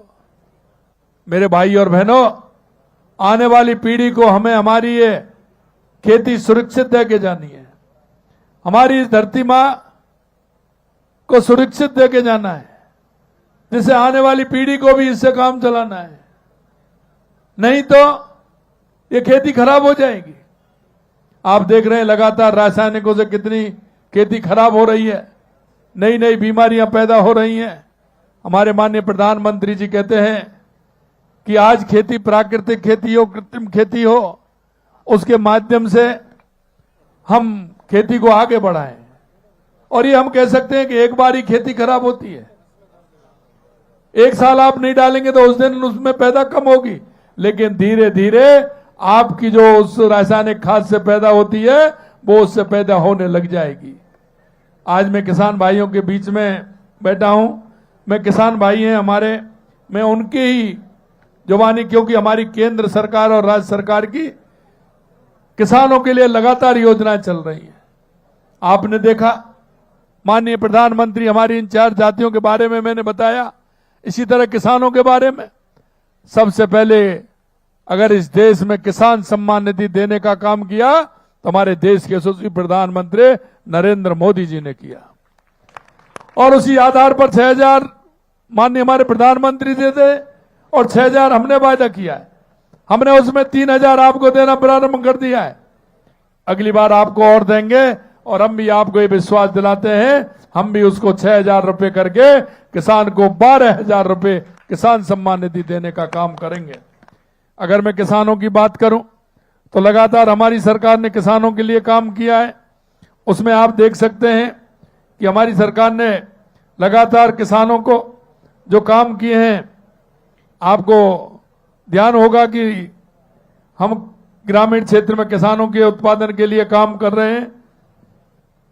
किसान सम्मान निधि भी हम दे रहे हैं और किसान सम्मान निधि के साथ साथ आपने ये भी देखा है कि हमने किसानों को पैसा तो दिया ही है, लेकिन उनको अनुदान देने का काम भी हमारी सरकार लगातार कर रही है। और उसमें आपने ये भी देखा है कि किसान सम्मान निधि हमने दी है और अभी तक हमने किसान सम्मान निधि योजना में 76,18,000 किसानों को 13,734 करोड़ रुपए हमने दिए हैं। आपने देखा गेहूं की खरीद में हमने 150 रुपए बोनस देने का काम किया है। पूरे देश में कहीं नहीं है, हमने 150 रुपए किसान को बोनस दिया है। 1,08,000 किसानों को लगभग 67,000 करोड़ रुपए ब्याज मुक्त अल्पकालीन ऋण हमने दिया है। पीएम फसल योजना में 2 करोड़ 19 लाख पॉलिसी सृजित कर 9,534 करोड़ रुपए का क्लेम वितरित किया है। पीएम कुसुम बी में 67,408 सोलर पंप सेट स्थापना की है। 2,31,000 से अधिक कृषि कनेक्शन दिए। बिजली बिलों में 59,571 करोड़ रुपए का अनुदान दिया है। राजस्थान सहकारी गौपालक क्रेडिट कार्ड हमने दिया है। और यही नहीं मित्रों, लगातार हमारी सरकार किसान के उत्थान के लिए काम कर रही है। किसान को बीज भी दे रही है, किसान को अगर फसल खराब होती है तो बीमा भी दे रही है, किसान को बिजली का कनेक्शन देना है तो वो भी दे रही है। और आप देख रहे हैं किसान को हमने कहा है कि 2027 तक दिन में बिजली देंगे। 26 जिलों में हमने बिजली देना प्रारंभ कर दिया है। आने वाले समय में राजस्थान के सभी किसानों को दिन में बिजली देने का काम हमारी सरकार करेगी। किसान भाइयों, मैं आपसे यही कहना चाहता हूं, क्योंकि हमारा राजस्थान लगातार कृषि के क्षेत्र में आगे बढ़ रहा है। अभी आपने देखा पूरे राजस्थान के लिए पानी का काम हमने किया है। ईआरसीपी योजना हमारी राम जल सेतु, उसमें 3,80,000 हेक्टेयर भूमि का सिंचाई का काम उसमें होने वाला है। 1 लाख हेक्टेयर सिंचाई हमारी इंदिरा गांधी और गंग नहर से बढ़ रही है। 80,000 हमारी हेक्टेयर भूमि हमारे माई डैम के माध्यम से डूंगरपुर बांसवाड़ा में बढ़ने वाली है। और मैं आपसे ये भी कहता हूं कि लगातार कृषि का क्षेत्र हमारा सिंचित क्षेत्र बढ़ रहा है। मेरे किसान भाइयों, माननीय प्रधानमंत्री जी ने, आपने देखा होगा, जैसे ही तीसरे कार्यकाल में आए, सबसे पहले ऑफिस में गए, दफ्तर में गए, सबसे पहले अगर किसी फाइल पर साइन किए तो प्रधानमंत्री सम्मान निधि की फाइल पर साइन किए।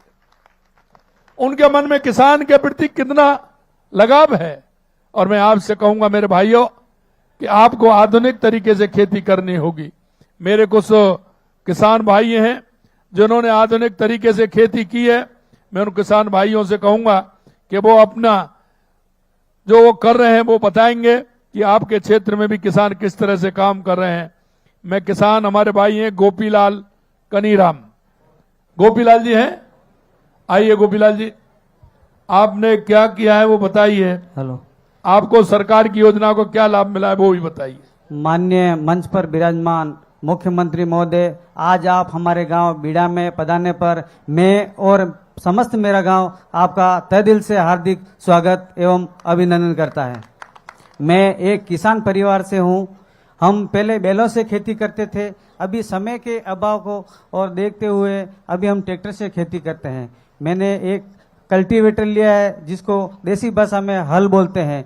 मेरे को कृषि विभाग द्वारा 17,000 की सब्सिडी मिली है। इसमें मैंने ट्रैक्टर की आरसी और कल्टीवेटर का बिल दिया था जिससे मैंने ऑनलाइन करवाया था, उससे मेरे खाते में 17,000 रुपये मिले हैं।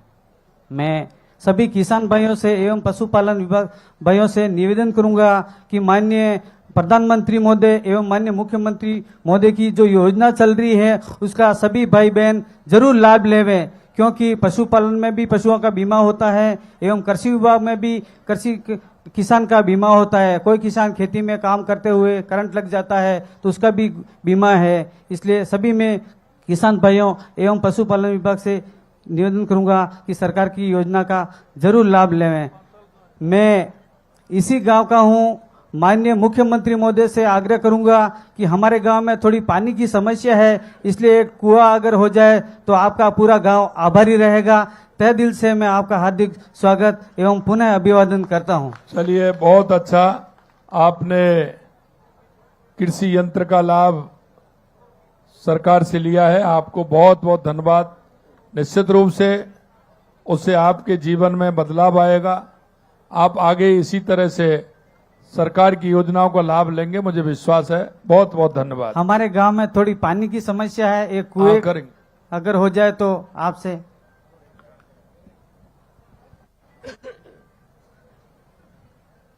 आपके यहाँ पानी की कमी है, कुआं की कमी है, वो बता रहे हैं गोपी जी, गोपीलाल, क्या कमी है आपके यहाँ? थोड़ा सा पानी की कमी है तो एक कुआं हो जाए ओपन तो पूरे गांव को अच्छी सुविधा मिल जाएगी। अरे भैया, ये सही कह रहे हैं क्या? बताइए हाथ खड़े करके। अरे सही कह रहे हैं क्या? बताइए कहाँ आकर बता रहे हैं ये गोपीराम जी सही कह रहे हैं क्या? तो हाथ खड़े करिए।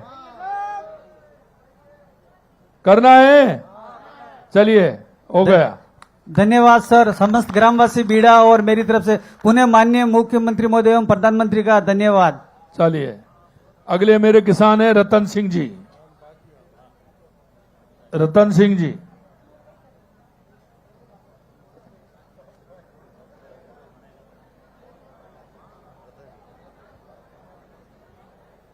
आइए रतन सिंह जी। माननीय मुख्यमंत्री कहाँ महोदय, चले गए थे आप? मैं तो यही पास में था। घर चले गए थे? नहीं नहीं, यही था। नहीं, ऐसा ही लग रहा था कि इधर से आ रहे हैं आप आराम से। नहीं, इधर ही था। अच्छा अच्छा अच्छा, चलिए। हाँ, माननीय मुख्यमंत्री साहब और मंच पर मंचासीन अतिथि महोदय, मैं आपका हार्दिक अभिनंदन करता हूँ, स्वागत करता हूँ। मैं भी किसान हूँ सर, या रतन सिंह मेरा नाम है। मैं ग्राम छातड़ी, ग्राम पंचायत अड़ोल का निवासी हूँ। मैंने भी मैं कृषि, आवाज नहीं, आराम से सुनिए बहनों, आवाज आराम से सुनिए। मैं खाना वाना खा के आई है ना, कि जाके बनाना है? हाँ, तो कोई दिक्कत नहीं, आधा घंटा और रुकिए।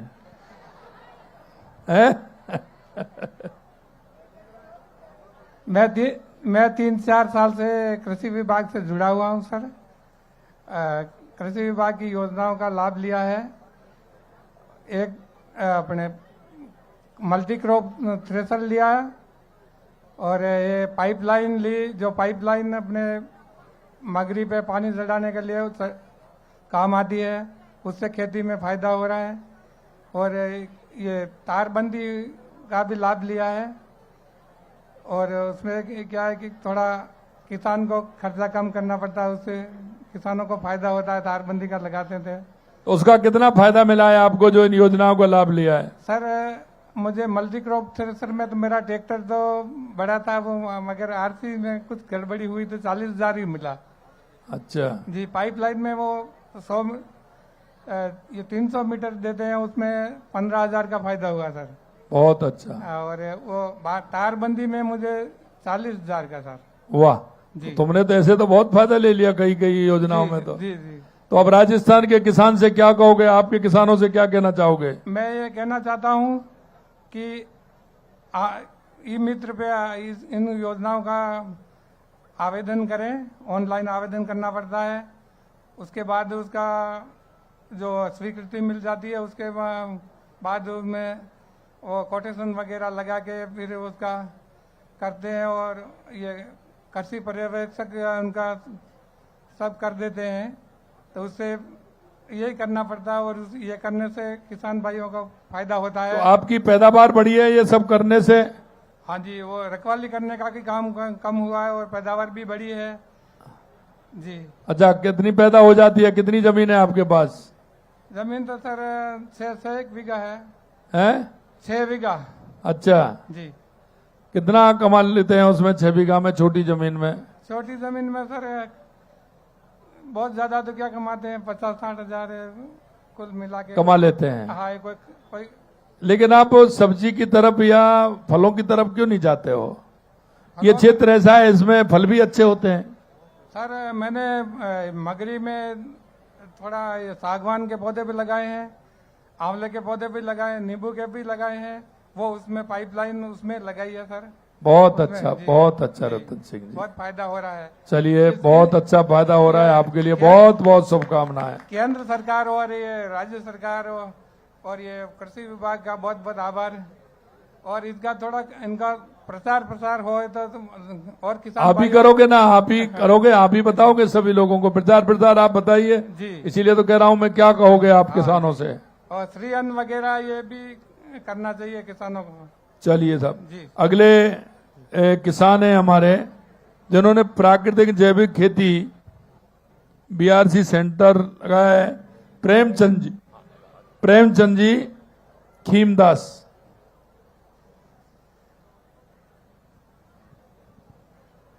माननीय मुख्यमंत्री साहब को मेरा राम राम नमस्कार। मेवाड़ी दरा पे आप रो घनी घनी खम्मा हुकुम। मैं जनजाति क्षेत्र हूँ, जाति हूँ, भील क्षेत्र हूँ साहब। मारो नाम प्रेमचंद कपाया है और आप उन सबों पहला तो नरेंद्र मोदी जी प्रधानमंत्री जी और मुख्यमंत्री जी आपसे मेरा बड़ा आभार व्यक्त करूँ। आप पहले मुख्यमंत्री जी और प्रधानमंत्री जी है जो प्राकृतिक खेती पे पूरा सहयोग कर रहा है। प्राकृतिक खेती मैं सर विशेष करके 2015-16 से कर रहा हूं, लेकिन अभी मुझे सरकार ने एक बीआरसी सेंटर दिया है आपके राजस्थान सरकार द्वारा कृषि विभाग से।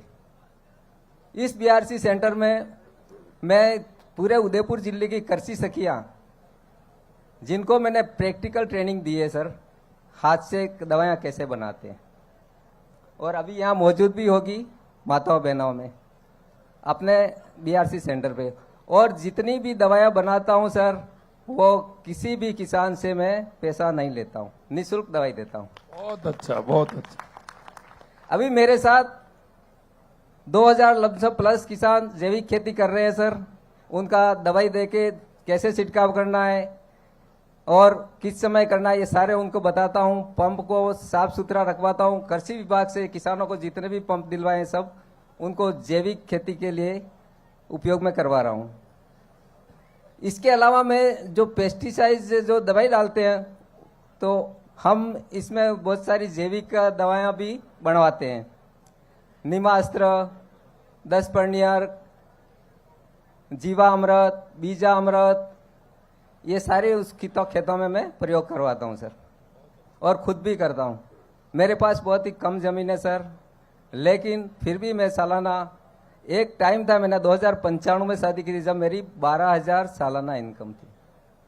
आज मेरे 12 से 15 लाख सालाना इनकम है सर। ये आपको मैं बहुत अच्छा। अब आप बताइए, 12,000 रुपए सालाना कमाते थे, आज 12-13 लाख रुपए सालाना कमा रहे हैं। बहुत बहुत धन्यवाद प्रेमचंद जी, आपको बहुत बहुत धन्यवाद। और कृषि विभाग से सर मुझे सारी योजनाएं मिली है। मुझे आप जो बता रहे हैं सोलर पंप वाला, ये भी योजना मिली है। अभी बीआरसी में मुझे 1 लाख रुपए सरकार का सहयोग राशि अनुदान मिला है। फार्म फंड, तालाब, खेत तलाई भी मिली है। और जैविक खेती के तहत मुझे बड़ी यूनिट जो केचुआ खाद बनाने की है वो भी मिली है। अब मेरा विचार है सर कि मेरा ये मिशन पूरे राजस्थान ही नहीं, पूरे भारत में राष्ट्रीय प्राकृतिक खेती मिशन बने। और अभी हमारे राजस्थान उदयपुर जिले में 55 क्लस्टर हैं। एक क्लस्टर में 125 किसान है सर, और एक किसान को राजस्थान सरकार कृषि विभाग द्वारा 4,000 रुपये उसको यूनिट बनाने के लिए दिया जा रहा है। ये आपकी बड़ी कृपा है, हम लोग किसानों पे आप ध्यान दे रहे हैं। इससे प्रत्येक किसान के 2-3 पशु होते हैं, उससे उनका जैविक खाद बना लेते हैं। और मेरा सर ये भी है कि मैं जो किसान गरीब है, जिसके पास 100 रुपये 200 रुपये भी नहीं है, उसको मैं अपने फार्म से उसको निःशुल्क केचुए दे रहा हूँ, ताकि मेरा मिशन सफल हो सर। और मेरी ये मिशन पूरे राजस्थानी, पूरे भारत में अपना जैविक खेती और रसायन मुक्त पूरा देश और पूरी अपनी मातृभूमि हो। बहुत अच्छा प्रेम जी।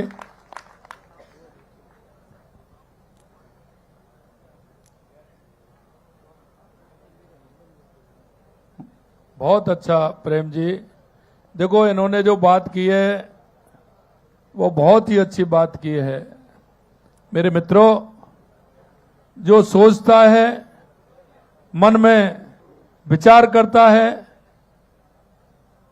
राष्ट्र के बारे में, प्रदेश के बारे में, आप देख सकते हैं कि एक मेरे गांव का किसान, आपके यहां का किसान प्रेमचंद जी के भाव आपने देखे कि राष्ट्रीय प्राकृतिक खेती मिशन बनना चाहिए। मैं मेरे उदयपुर के किसानों को चाहता हूं कि वो सब इस खेती पर आए। मैं गरीब लोगों को निःशुल्क काम करता हूं, कैंची देने की आवश्यकता होती है वो भी देता हूं, उनके फार्म भरवाता हूं, और मेरे किसानों को कैसा लाभ मिले इसकी मैं सोचता हूं। ये सोच हर किसान की होगी, हर गरीब की होगी, हर माता हर बहन की होगी। तो मेरे मित्रों, हमारे देश के यशस्वी प्रधानमंत्री नरेंद्र मोदी जी का विकसित भारत का सपना पूरा होगा। विकसित भारत का सपना गांव के खेत और खलिहान से निकलता है। और आज हम आपके बीच में इसलिए हैं, ग्राम चौपाल के बीच में जाकर के हम हमारे उन किसान भाइयों को, हमारे जो पशुपालक भाई हैं उनको, हमारी माता बहनों को हम यही बताना चाहते हैं, ये मेरे भाइयों, धरती पुत्रों, आप खड़े होइए। सरकार पूरी तरह से आपके साथ है। आप जब खड़े होंगे तो निश्चित रूप से देश की दशा और दिशा बदलेगी। मेरी माता बहनें खड़ी होंगी, मेरा किसान खड़ा होगा, मेरा युवा खड़ा होगा, मेरा पशुपालक खड़ा होगा। ये कितनी बड़ी बात आपने कही है प्रेम जी। मैं आपको निश्चित रूप से बुलाऊंगा, मैं आपसे मिलूंगा, और आपके विजन को सफल करने में हमारी सरकार पूरी ताकत के साथ काम करेगी। एक और मेरा सभी किसान भाइयों से, सभी से निवेदन है कि प्रत्येक किसान के घर में देसी गाय होनी बहुत जरूरी है, और देसी गाय को बचाना का एक अभियान होना बहुत जरूरी है सर। अगर देसी गाय ही नहीं रहेगी तो हमारी माँ को कैसे स्वस्थ बना पाएंगे। गाय हमारी माता है, जैसे धरती हमारी माता है।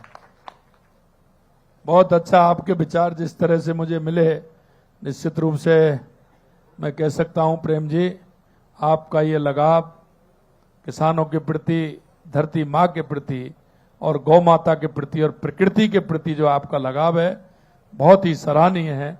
आपको बहुत बहुत धन्यवाद। मैं इतना कहना चाहता हूं मेरे भाइयों, ये भावना सबकी होनी चाहिए, ये भावना सभी की होनी चाहिए। और जब हमारी ये भावना होगी तो हमारा प्रदेश और देश और हमारा गांव आगे बढ़ेगा। और इसीलिए हम आपके बीच में आए हैं। बहुत बहुत धन्यवाद प्रेम जी, आपको बहुत बहुत धन्यवाद। मैं प्रकृति से प्रेम भी करता हूं सर। अभी मैं गोगुंदा में यहाँ प्रोग्राम था, यहाँ का प्रोग्राम मुझे नाम था, फिर भी मैं एक गाड़ी पौधे छोड़ के आया हूं सर वन विभाग के जंगल में, और पौधे लगाने का काम भी करता हूं सर। बहुत अच्छा। देखिए, कोई भी व्यक्ति जब काम करता है तो किसी को तो एक काम करता है और उसी में परेशान हो जाता है, और जिसकी दृढ़ इच्छा शक्ति मजबूत होती है वो एक नहीं अनेक काम करता है और उनको गति भी देता है। उनमें से हमारे प्रेमचंद जी हैं जिन्होंने गति देने का काम हर काम को कर रहे हैं। बहुत बहुत धन्यवाद आपको। जी सर, एक निवेदन है सर मेरा, आपके साथ में मेरा एक फोटो खिंचवाना चाहता हूं जो मेरे बीआरसी सेंटर पे लगे सर।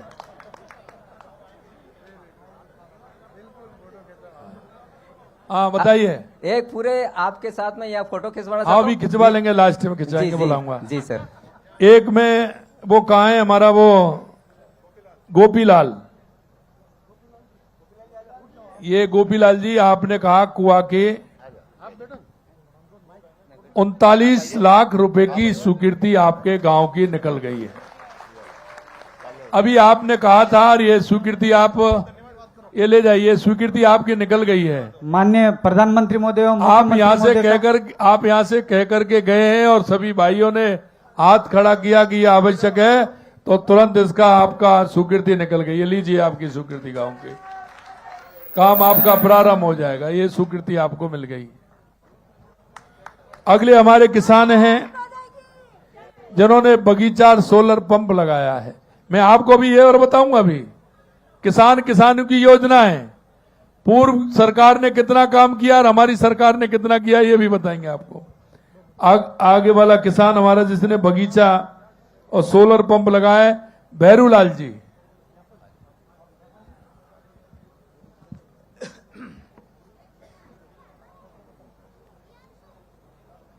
सीएम साहब को मेरी तरफ से राम राम, एवं मंच पर सभी सरकार बैठी हुई उसको भी मेरी तरफ से राम राम।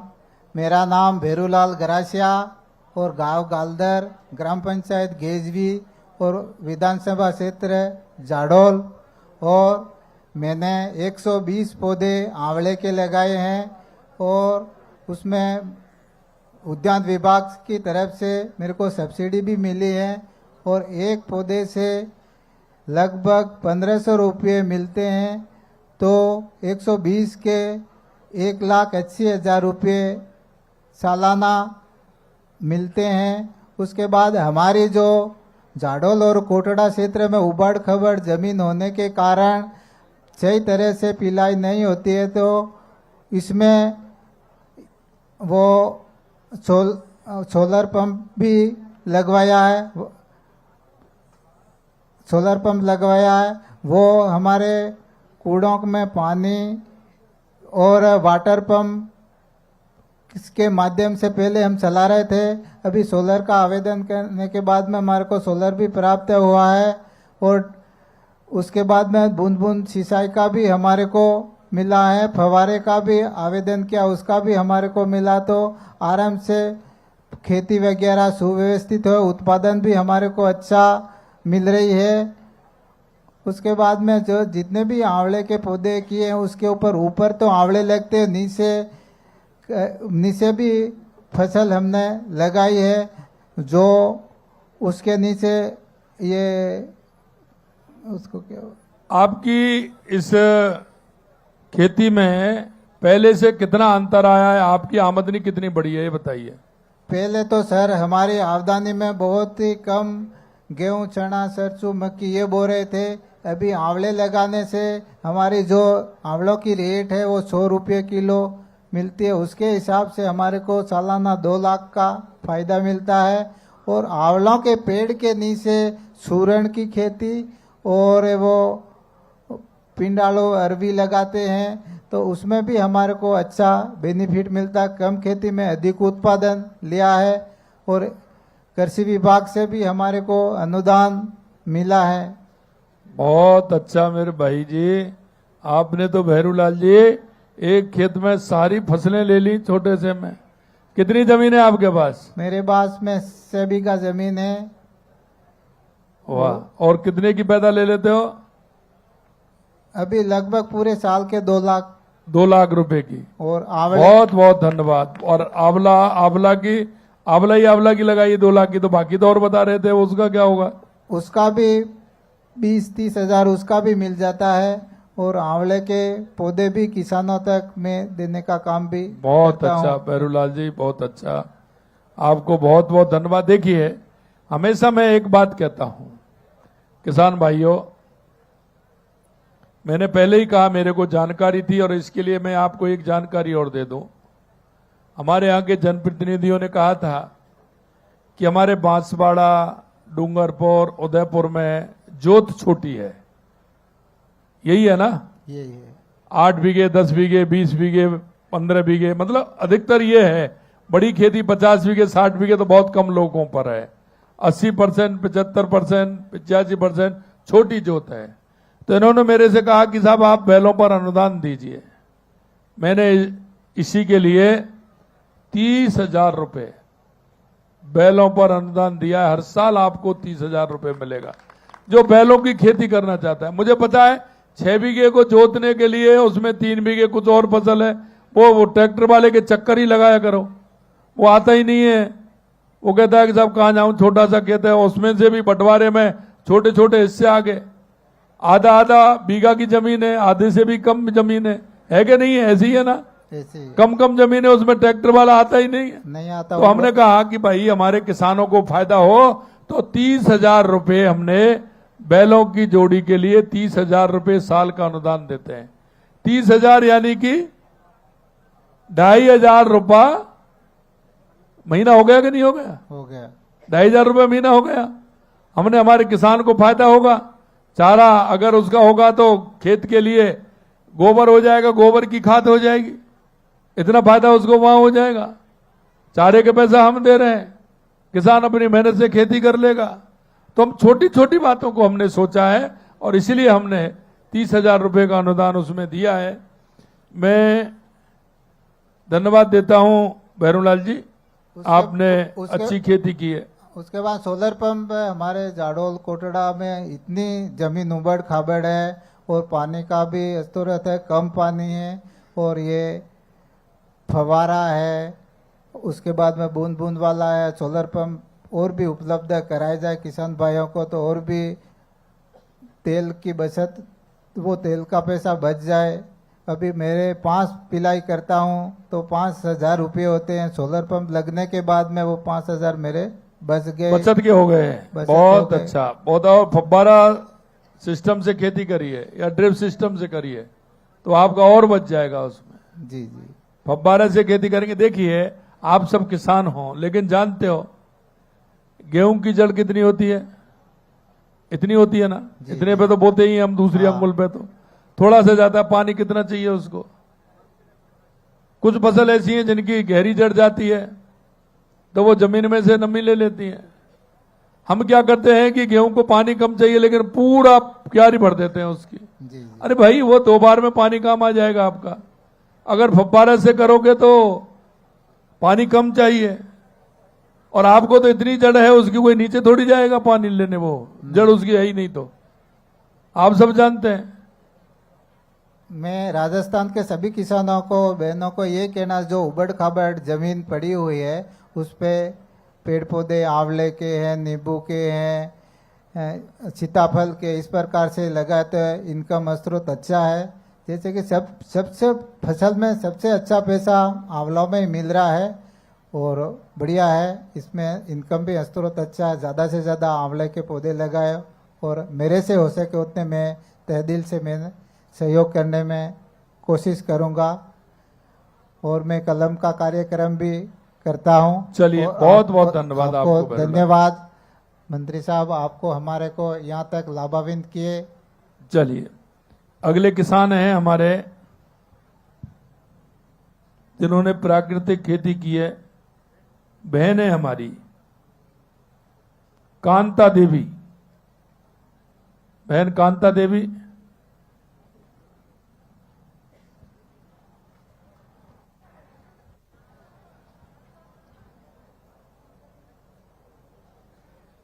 सीएम साहब को नमस्ते। मेरा नाम कांता देवी है, गांव नेतावली। मैं बायो रिसर्च सेंटर चलाती हूँ। मैं जैसे उसमें नेमास्त्र, अग्निस्त्र, ब्रह्मास्त्र, जीवामृत, घन जीवामृत बनाकर, और फिर महिला को ट्रेनिंग भी दी। 100-150 महिला को मैं कृषि सखी को मैंने वहाँ मालपुर में ट्रेनिंग दी महिला को, और हमने बनाकर बेचा भी है। 1 लीटर 20 रुपये से हमने बेचा।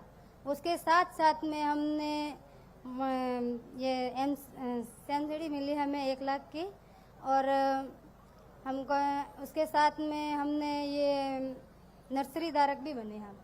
उसमें पेड़ पौधे भी लगाए हमने, और सब्जी बाड़ी का भी पौधे लगाए, फिर हमने बेचे उससे आमदनी हमारी अच्छी हुई, और हम आगे ही बढ़ना चाहते हैं इसी तरह के से। कितनी खेती है? हमारी 5 बीघा है। 5 बीघा। हाँ, कितना कमा लेती हैं उसमें से? उसमें से तो हम सर सब्जी बाड़ी करते हैं तो उसमें महीने भर का भी कम होता है, 10-15 हज़ार ही नहीं होते हैं। धीरे धीरे हमारी आमदनी बढ़ती है, बढ़ रही है। हाँ। बहुत अच्छा कांता देवी जी, आप प्राकृतिक खेती की तरफ जा रही हैं। पीआरसी सेंटर भी आपने लगा लिया है। हाँ। बहुत बहुत धन्यवाद। Thank you. अब मैं हमारी कुछ पशु सखी हैं, हमारी पशु सखी हैं, मैं उनसे भी बात करूंगा। श्रीमती कैलाश देवी,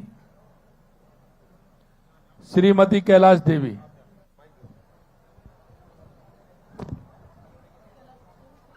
आगे आ जाइए। कैलाश देवी कहाँ हैं?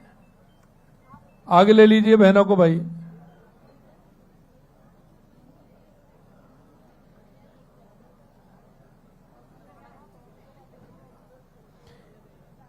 यह मैं इसलिए कह रहा हूं क्योंकि किसान और पशुपालन का जोड़ा है। किसान पशुपालन के माध्यम से अपनी आर्थिक स्थिति मजबूत करता है। और मैं तो पहले ही कह रहा था कि पशुओं की देखभाल हमारी बहनें करती हैं, और मेरे पास इसमें सभी बहनों के नाम आए हैं। मैं धन्यवाद देता हूं पहले तो हमारी बहनों को कि वो अपना खेती का काम भी करती हैं, घर का काम भी करती हैं और पशुपालन का काम भी करती हैं। हाँ, श्रीमती कैलाशी देवी। आदरणीय मुख्यमंत्री साहब को मेरा प्रणाम। और मैं मंगला पशुधन में हमारो लाभ प्रभावित हुआ है। हमारे गाय बीमार होती है तो मर जाती है तो 40-40 हज़ार रुपये मिले आपकी योजना से हमको। और हमारे टीकाकरण सभी टाइम से हो रहे हैं, टीकाकरण वगैरह। और गायें बीमार हो जाती है तो डॉक्टर साहब को फ़ोन करते हैं तो झाड़ोल से तुरंत डॉक्टर साहब आ जाते हैं, इलाज करते हैं। और ये सब कार्य अच्छा हो रहा है झाड़ोल में, और इसलिए मैं आपका धन्यवाद करती हूँ। बहुत अच्छा। तो आप कितने पशु हैं आपके पास? मेरे पास 15 गायें हैं और 160 लीटर दूध होता है दिन का, एक दिन का। क्या करती हैं फिर दूध का? दूध उदयपुर डेयरी में जाता है। डेयरी में जाता है? डेयरी में। कौन सी डेयरी में जाता है? उदयपुर कृष्णा डेयरी। कृष्णा डेयरी। जी। हमारी सरस डेयरी में नहीं जाता है? सरस डेयरी में नहीं जाता। अब सरस डेयरी में जाता तो हम आपको 160 रुपए पर आप लगा लीजिए, 5 रुपए लीटर के हिसाब से कितने पैसे हो गए? झाड़ोल में तो सर कोई डेयरी भी नहीं है सरकारी। भैया यहाँ एक डेयरी का सेंटर खोल दीजिए। झाड़ोल में कोई सरकारी डेयरी नहीं है। एक झाड़ोल में एक सरस डेयरी का सेंटर आज ही कह दीजिए। एक अभी आपको दिक्कत नहीं होगी। मुझे पता है यहाँ पशुपालन का क्षेत्र भी बढ़ेगा और पशुपालन का है। यहाँ एक सरस डेयरी का कह दीजिए भैया, ठीक है? एक सरस डेयरी माता जी, एक सरस डेयरी आपके यहाँ खुलेगी। आपको उदयपुर ले जाने की जरूरत नहीं है, दूध आपको यहीं देना है। जी। और हमारे आवड़ा झाड़ोल गांव के में हमारे आवड़ा गांव में सर कोई सड़क वगैरह नहीं है, पानी भरता, कीचड़ में होकर जाना पड़ता हम। कौन सा काम है? आवड़ा। अरे लिख लीजिए। और कोई सरपंच वगैरह कोई माननीय- सुनवाई करते ही नहीं है।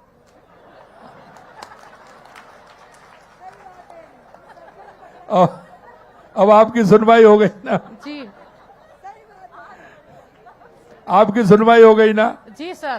क्या कहाँ से कितनी दूर है रोड से गांव? रोड से तो 5 किलोमीटर ही है झाड़ोल से। तो झाड़ोल से कितने? रोड कितना नहीं है?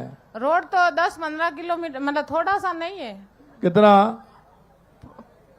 कितना है? आधा किलोमीटर? कौन है भाई? एक वहाँ- किलोमीटर, 1 किलोमीटर बस जी। 1 किलोमीटर का ही है? पानी है, कीचड़ में होकर जाना पड़ता है, कोई सुविधा क्या पुलिया बुलिया बनेगी कोई? पुलिया उलिया नहीं है सर। रोड ही बनेगा? रोड बन जाएगा। सीसी रोड बनना चाहिए अच्छा, जी।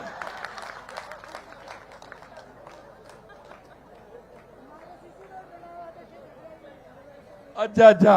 हमारे कह रहे हैं कि वहां तक तो बना हुआ है, घर तक नहीं बना हुआ, थोड़ा 1 किलोमीटर। घर तक नहीं, बीच में नहीं बना हुआ है। अच्छा, हाँ बन जाएगा। जी ठीक है, जी चलिए, बहुत बहुत धन्यवाद। अब हमारी बहन है श्रीमती अनीता, श्रीमती अनीता जी।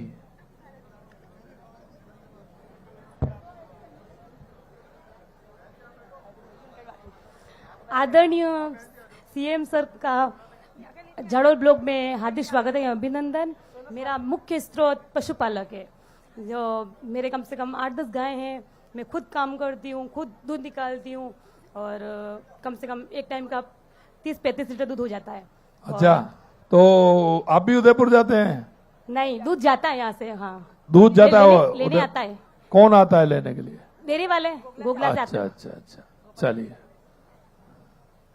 तो जैसे कि हमारे झाड़ोल ब्लॉक में पशु चिकित्सालय है, जहाँ से हमें मंगला पशु बीमा योजना से हमें लाभान्वित हुए हैं, और समय समय पर टीका भी करण होता है। अगर हमें गाय के कोई समस्या है, कोई बीमार हो जाती है, तो हमें एक फ़ोन करने पर डॉक्टर साहब आते हैं, हमारे गाय का इलाज करते हैं। और तो मोबाइल एम्बुलेंस 1962 का भी हमें घर पर आकर इलाज करते हैं हमारे। और हम अगर हॉस्पिटल जाते हैं पशु चिकित्सालय वहाँ, तो हमें गाय के अगर हिट पे नहीं आ रही है तो गोलियां वगैरह, दवाई वगैरह टाइम पे देते हैं हमें। और चलिए, बहुत अच्छा। आप सर, मैं चाहती हूँ कि हमारे झाड़ोल में एक बड़े पैमाने पर पॉलिटिकल पशु चिकित्सालय खोला जाए। झाड़ोल में है नहीं क्या पशु चिकित्सालय? है झाड़ोल में, पर छोटे है पैमाने ना? पे, छोटे पैमाने पे। छोटा क्या? हमारा मुख्य स्रोत ही पशुपालक ही है, इसलिए मैं चाहती हूँ कि अच्छा, मैं आंकलन करा लेता हूँ कितने पशु हैं, क्या है। हमारा तो अगर मुख्य स्रोत ही आवश्यकता पशुपालक होगी तो ही है, करेंगे। जिससे हमारे बच्चे पढ़ रहे हैं, हमारे घर खर्चा चल रहा है उसी से। और मैं खुद गाय के दूध निकालना, गाय के लिए बहुत अच्छा। सब आपको काम एक सुविधा हो गई, आपको उदयपुर नहीं जाना पड़ेगा। हाँ, यहीं आराम से डेयरी खुल जाएगी आपके यहाँ। आपका बहुत बहुत तो धन्यवाद। यहीं से बिल्कुल। एक मैं कहना चाहता हूँ, किसान, हमारी बहनों में किसान, जो किसान सम्मान निधि का पैसा मिलता है, ऐसी कितनी बहनें हैं? बहनों को, क्योंकि ज्यादातर जमीन कम नाम होती है बहनों के, नहीं, इसलिए नहीं मिलता नहीं है। मिलता है, पुरुषों को जाता है। पुरुषों की जाम होती है। लेकिन मैं एक बात आपसे कह रहा हूं, और वो मैं इसलिए कह रहा हूं कि इस क्षेत्र में पशुपालन का ज्यादा पशुपालक हैं, क्योंकि खेती और पशुपालक एक ही श्रेणी में आते हैं। हम गौपालक कार्ड और दे रहे हैं। पिछली बार हम गौपालक कार्ड 1 लाख रुपए देते थे, उसको हमने बढ़ा करके 1.5 लाख रुपए कर दिया है। हम चाहते हैं कोई भी किसान बिना गाय भैंस के नहीं रहे, क्योंकि अगर परिवार में दूध होगा तो हमारे आने वाली पीढ़ी भी मजबूत होगी। सही है। बच्चे अगर हमारे दूध नहीं पिएंगे तो वो स्वस्थ कैसे रहेंगे? तो बच्चों को भी दूध पिलाना है, और गौपालक कार्ड दे रहे हैं हम। पहले 1 लाख देते थे, अब हमने 1.5 लाख कर दिया। और ऐसी हमने राजीव का की बहनों को पहले हम 1 लाख रुपए देते थे, और वो भी 2.5% ब्याज पर देते थे, और अब कितना कर दिया? 1.5 लाख और कितना परसेंट? 1%। 1% 1.5% पर किया है, 1.5% पर, 2.5 से 1.5 कर दिया है हमने, 2.5 से 1.5% पर हमने उसका ब्याज कर दिया और 1 लाख से 1.5 लाख रुपए कर दिया है। इसी तरह गौपालकों के लिए हमने गौपालक कार्ड पहले 1 लाख था, अब 1.5 लाख कर दिया, वो भी कम ब्याज पर है। मेरे भाइयों, मैं आपको फिर कह रहा हूं, हमारे देश के यशस्वी प्रधानमंत्री जी कहते हैं कि मेरा किसान, पशुपालक, हमारी बहनें, हमारा युवा जब तक मजबूत नहीं होगा हमारा देश आगे नहीं बढ़ सकता है। हम सभी के उत्थान के लिए काम कर रहे हैं। और मैं ये भी कह सकता हूं, आपको भी बताता हूं कि कितना हमारी सरकार किसानों के लिए दे रही है।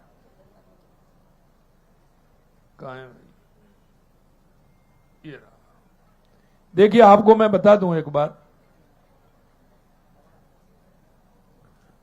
हमने, हमारी सरकार का 31 माह का है आज, अभी इस महीने तक का, नहरी तंत्र से सृजित सिंचाई सुविधा में हमने 1,41,000 हेक्टेयर भूमि को सिंचित किया है और कांग्रेस ने 5 साल में मात्र 52,182 हेक्टेयर की किया था। पाइपलाइन पर अनुदान से लाभान्वित कृषक, हमने जो अभी 2.5 साल के अंदर किसानों को लाभान्वित किया है 98,753, 98,753 किसान को पाइपलाइन का अनुदान दिया है और कांग्रेस ने दिया था 48,610। अब कितना बड़ा अंतर है आप देख सकते हैं। फार्म पॉन्ड खेत तलाई के लिए हमने दिया 35,893 और उन्होंने दिया 9,590। फार्म पॉन्ड खेत तलाई पर कृषकों को अनुदान हमने 328 करोड़ रुपए दिया और कांग्रेस ने मात्र 70 करोड़ रुपए दिए थे। खेतों पर तारबंदी हमने 437 लाख मीटर, कितनी? 437 लाख मीटर हमने दिए और उन्होंने दी थी मात्र 9.29 लाख मीटर, यानी 10 लाख मीटर भी नहीं दी और हमने 437 लाख मीटर दिए। तारबंदी पर कृषकों को अनुदान हमने दिया 481 करोड़ रुपए और कांग्रेस ने दिया 9.29 करोड़ रुपए, 9 करोड़ 29 लाख रुपए। ड्रिप एवं मिनी स्प्रिंकलरिंग संयंत्रों की स्थापना हमने 2,61,000 की हेक्टर और उन्होंने की मात्र 29,609 हेक्टर। ड्रिप एवं मिनी स्प्रिंकलरिंग संयंत्रों पर दी गई अनुदान राशि 1,032 करोड़ रुपए हमने दिया और 149 करोड़ मात्र कांग्रेस ने दिया। ये अंतर देख सकते हो, पूरे राजस्थान के अंदर है। फुब्बारा संयंत्र पर दी गई अनुदान राशि 277 करोड़ रुपए हमने दिया और उन्होंने मात्र 56 करोड़ रुपए दिया। शेड नेट हाउस पर हमने दिया 10,85,000 वर्ग मीटर और उन्होंने दिया 99,000 वर्ग मीटर। शेड नेट हाउस पर दी गई अनुदान राशि 42.40 करोड़ रुपए और उन्होंने दी 2,78 लाख रुपए। सोलर पंप सेट की स्थापना 67,408 और उन्होंने दी 13,440। बहुउद्देशीय पशु चिकित्सालय जो आप कह रही थी हमने खोले हैं 55 और कांग्रेस ने खोली 0, एक भी नहीं खोला उन्होंने। इसके अलावा पशु चिकित्सालय, प्रथम श्रेणी पशु चिकित्सालय में क्रमोन्नयन हमने 116 किए, उन्होंने 3 किए थे। स्वामित्व कार्ड वितरण 13,94,000 हमने किए, कांग्रेस 0। राजीविका के समूह सहायता समूह को बैंक से ऋण 6,750 करोड़ रुपए, 6,750 करोड़ रुपए हमने दिए, कांग्रेस ने मात्र 1,570 करोड़ रुपए दिए थे। स्वयं सहायता समूहों को उपलब्ध कराई गई आजीविका संवर्धन राशि 587 करोड़ रुपए और कांग्रेस ने दी 130 करोड़ रुपए। छात्राओं को स्कूटी वितरण हमने की 45,985 और कांग्रेस ने की मात्र 16,000। सार्वजनिक स्थानों पर सीसीटीवी कैमरे, ये तो आपका काम नहीं, सुरक्षा का है, 12,000 से ज्यादा हमने लगाए, उन्होंने मात्र 500 लगाए। मित्रों, लगातार आप देख रहे हैं विद्यालय खोलने का काम, महाविद्यालय खोलने का काम, स्कूल विद्यार्थियों को टैबलेट देने का काम। हमने स्कूली विद्यार्थियों को टैबलेट लैपटॉप दिए 88,000 और उन्होंने दिए 0। हमने स्कूल विद्यार्थियों को साइकिल वितरण की 13,85,000 और उन्होंने की 3,50,000। कौशल प्रशिक्षण हमने 3,58,000 को दिया, उन्होंने 1,12,000 को दिया। राजकीय महाविद्यालयों के भवन निर्माण हमने 2 से 14 के किए, उन्होंने मात्र 14 के किए। बालिका दूरस्थ शिक्षा योजना से लाभान्वित छात्राएं 53,637, कांग्रेस के समय में 0। राजकीय पॉलिटेक्निक महाविद्यालय की स्थापना 21, कांग्रेस की 1। संस्कृत महाविद्यालय का आचार्य स्तर पर किरण 17 और कांग्रेस का 1। ये मैं आपको इसलिए बताना चाहता हूं कि हमारी सरकार लगातार जन के लिए काम कर रही है।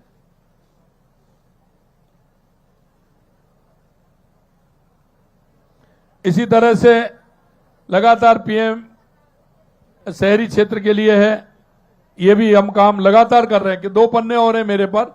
मैंने किसानों और पशुपालक और राजीविका की बहनों से जुड़ी हुई मैंने बताया है कि कितना काम हमने किया है।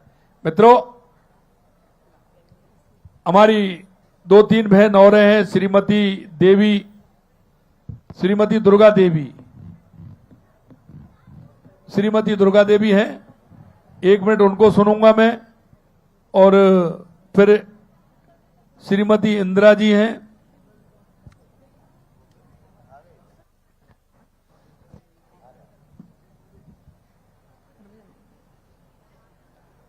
आदरणीय माननीय मुख्यमंत्री जी को मेरा प्रणाम। मैं एक गृहिणी हूँ, मैं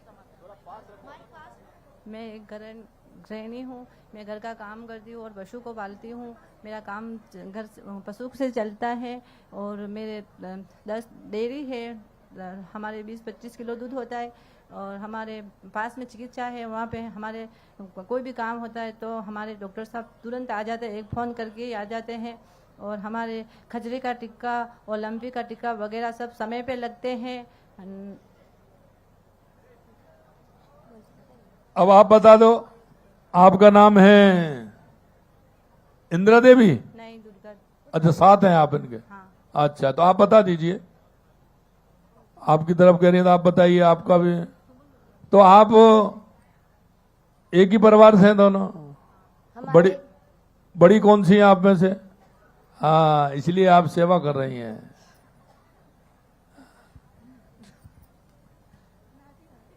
हमारा सब अच्छा चलता है, ठीक है। चलिए, कोई बात नहीं। दोनों एक ही परिवार से हैं, दौड़ जेठानी होंगी दोनों, है यही है ना? कि पड़ोसन है? दोहरानी जेठानी है। अरे बहुत अच्छा मेल है, ऐसा ही होना चाहिए। सभी महिलाएं देखिए, दोनों में कितना प्रेम है, बहुत अच्छी बात है। अगली बहन है हमारी इंदिरा।